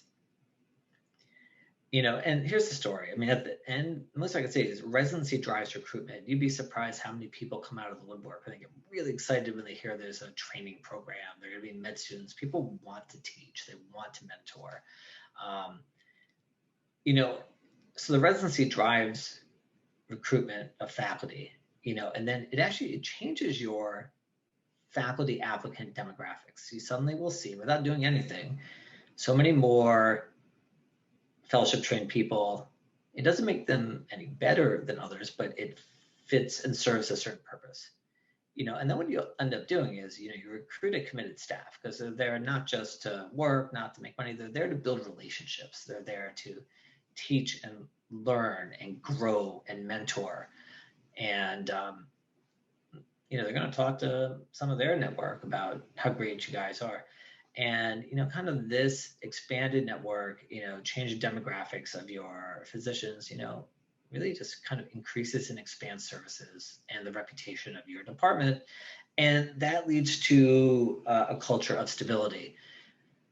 So, in the 3 departments over the past, 16, 17 years that I've worked in that are all teaching sites with new programs or programs that have merged together, is that the introduction of the residency program suddenly elevates the types of doctors that you have and increases the recruitment. It has just happened naturally in a lot of these things. So basically, if you build it, they will come. So we talked a little bit about faculty development. We're in newer settings. Again, we're not reporting to deans, right? We're not reporting to a DIO in the building. We don't even have a DIO in our building. We didn't even have a GME committee until 2 years ago. And Dan is the head of the GME committee because he's the only one that knows anything about GME in the building. So you have to build a lot of these things. So when you talk about faculty development and getting resources, I mean, you're talking to people where this is not a mindset. They might think about CME or something similar. So you got to think about sometimes about leveraging your, resources that that might be low cost, because you might not get as big a ton of buy-in. If I go to my executive director and go, I need, 6,000 extra to send, X, Y, and Z to this special course, they're going to be like, well, how does that help us? How does that make more money for me? How does that help, in our reputation? So think about what you've leveraged or what you have around you. I mean, when you look closely, you'd be surprised at what you might have. Dan mentioned this medical librarian we had, who actually has been incredible. At another site, we did have a research director who came from the university site like once a month. Once you realized who that person was, and she was like an NIH funded somebody, you're like, why are you coming here? But you know what? No one has ever utilized you before. Let's utilize you now. So you think about the resources for your affiliated medical school. If you're not that active, you never know what resources they have for you, because generally, you get an academic appointment somewhere, even if it's not at the university site. And you think about what resources you have in other departments. But externally, like I'm on the faculty development committee for SAM. You'd be surprised what professional societies have available in the content they created, but also the opportunities they give you by giving some of your time. If you volunteer your time, someone's going to use it. And it also, though, gives you the opportunity to learn, grow your network, get involved with things, and get that faculty development, because your mentor does not have to be somebody that's internal. It could be somebody anywhere. So when you get that budget for an ACEP membership or SAM membership or AAEM, wherever it is, use it. And it's not just something that you put on the end of your name. It's something that you should participate in. You'd be surprised what you get. External, there are a lot of grants out there. There might be grants from your med school. There might be even little grants from your medical staff society in your building. You'd be surprised what try to eke out. So, just to look for these things, and then just, available evidence. I mean, just if you have access to PubMed, you can look to see what faculty development is, and what you can do from it. But again, virtual, if you don't have anything at your site, I mean, the availability of like faculty incubators, we have one of our faculty doing the academic life and EM faculty incubator right now, total virtual faculty development program. I mean, there's national grand rounds that SAM and ACEP are offering, and a lot of other asynchronous type of resources. I mean, frankly, Web 2.0, I mean, you have podcasts out there and Twitter and, YouTube and all these sort of things. So there's a lot that you can get involved with, and a lot you can learn with faculty development from this for free. I always go back to, again, my first attending job. I knew nothing about statistics. I knew nothing about research. Med school, our biostatistics course was 4 days long, and that was it. And residency really didn't have much, but I found free and available resources to kind of teach myself and develop self. There's so much more of this available now with Access, Coursera, Udemy. A lot of universities have free courses. There's a lot of ways for you to develop yourself and develop your faculty. So scholarly activity, this is going to depend on your building and what it respects, what you need from your department. I think when Kaushal Shaw was here, he said something about having 75 publications. That is outstanding. I can tell you that I have like 100 abstracts that I published over the years, because publishing papers were never that important, because we were at community, non-university based sites. So that would only be important for me. So for scholarly activity, identify opportunities. Again, professional societies, needs, if you get to travel for doing an abstract, these sort of things, identify the opportunities that are important to you to develop your scholarly activity. Find out who has all the data. Who has the data in your department, who has the data in other sets. Use your chair, use your administrative director in your department. We have data. We have all this stuff. Trust me, every chair gets data every month regarding how we perform. That's stuff that could be used for scholarly activity. So it's like a free resource right there. I always say lead by example. I'm still pretty active. I still try to do projects. I still try to publish. I don't need to. But I think by leading a department that is new and burgeoning and growing, to develop a reputation, to develop a level of respect, and to develop your new department culture, you got to do this. So I am fully in. I'm writing a book chapter right now. I said I'd never write a book chapter again, because it takes up too much time and too many resources. I don't think the outcome's that's great. I haven't written a book chapter in 10 years, and I'm writing one now, and I wish I had listened to myself. But next time I'll get someone else to write the chapter. For scholarly activity and, for faculty that you're trying to develop, just, you should have a culture of just say yes until you don't need to. Meaning that you say yes, get involved, grow your network, meet people, leverage opportunities, and until you don't need to do that. And then basically on the scholarly activity side for me, and this is more a slide for me, is I'll delegate, which is really more like voluntolding people. It's happened to me forever, and I do it to people now because it pushes them beyond their comfort zone and it allows them to, again, continue to develop themselves, where I can act as the mentor, I can act as the coach, I can act as the liaison, I can act as the facilitator to get people where they can be.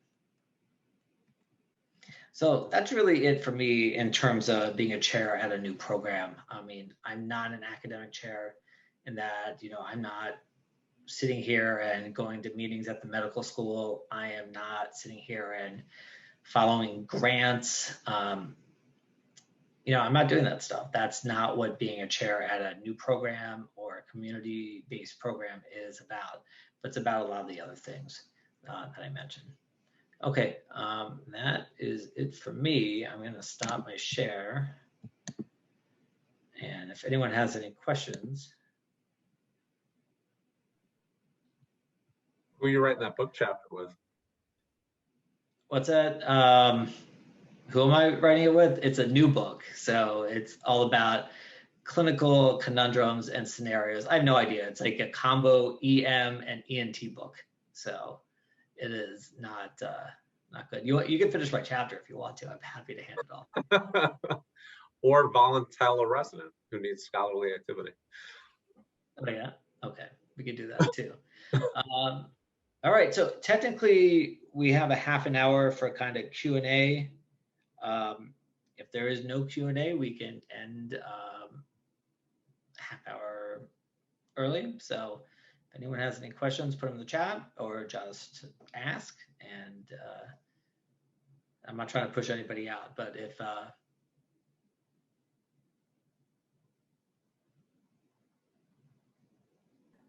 all right, I'll send them we'll the quiz so they can, get their CME.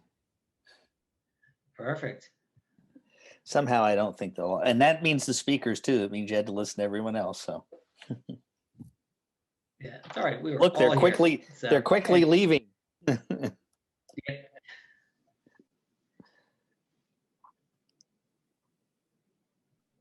All right, they're out. So awkward silences aside, Yep. we will leave it at that. Okay. All right, everyone. Thanks so much. Thank you. Thank you, guys. Participating. Nice meeting all of you, and Nice to meet all of you. catch up with you next time. All right. Take care. Thanks, everyone. Take care. Nicely done.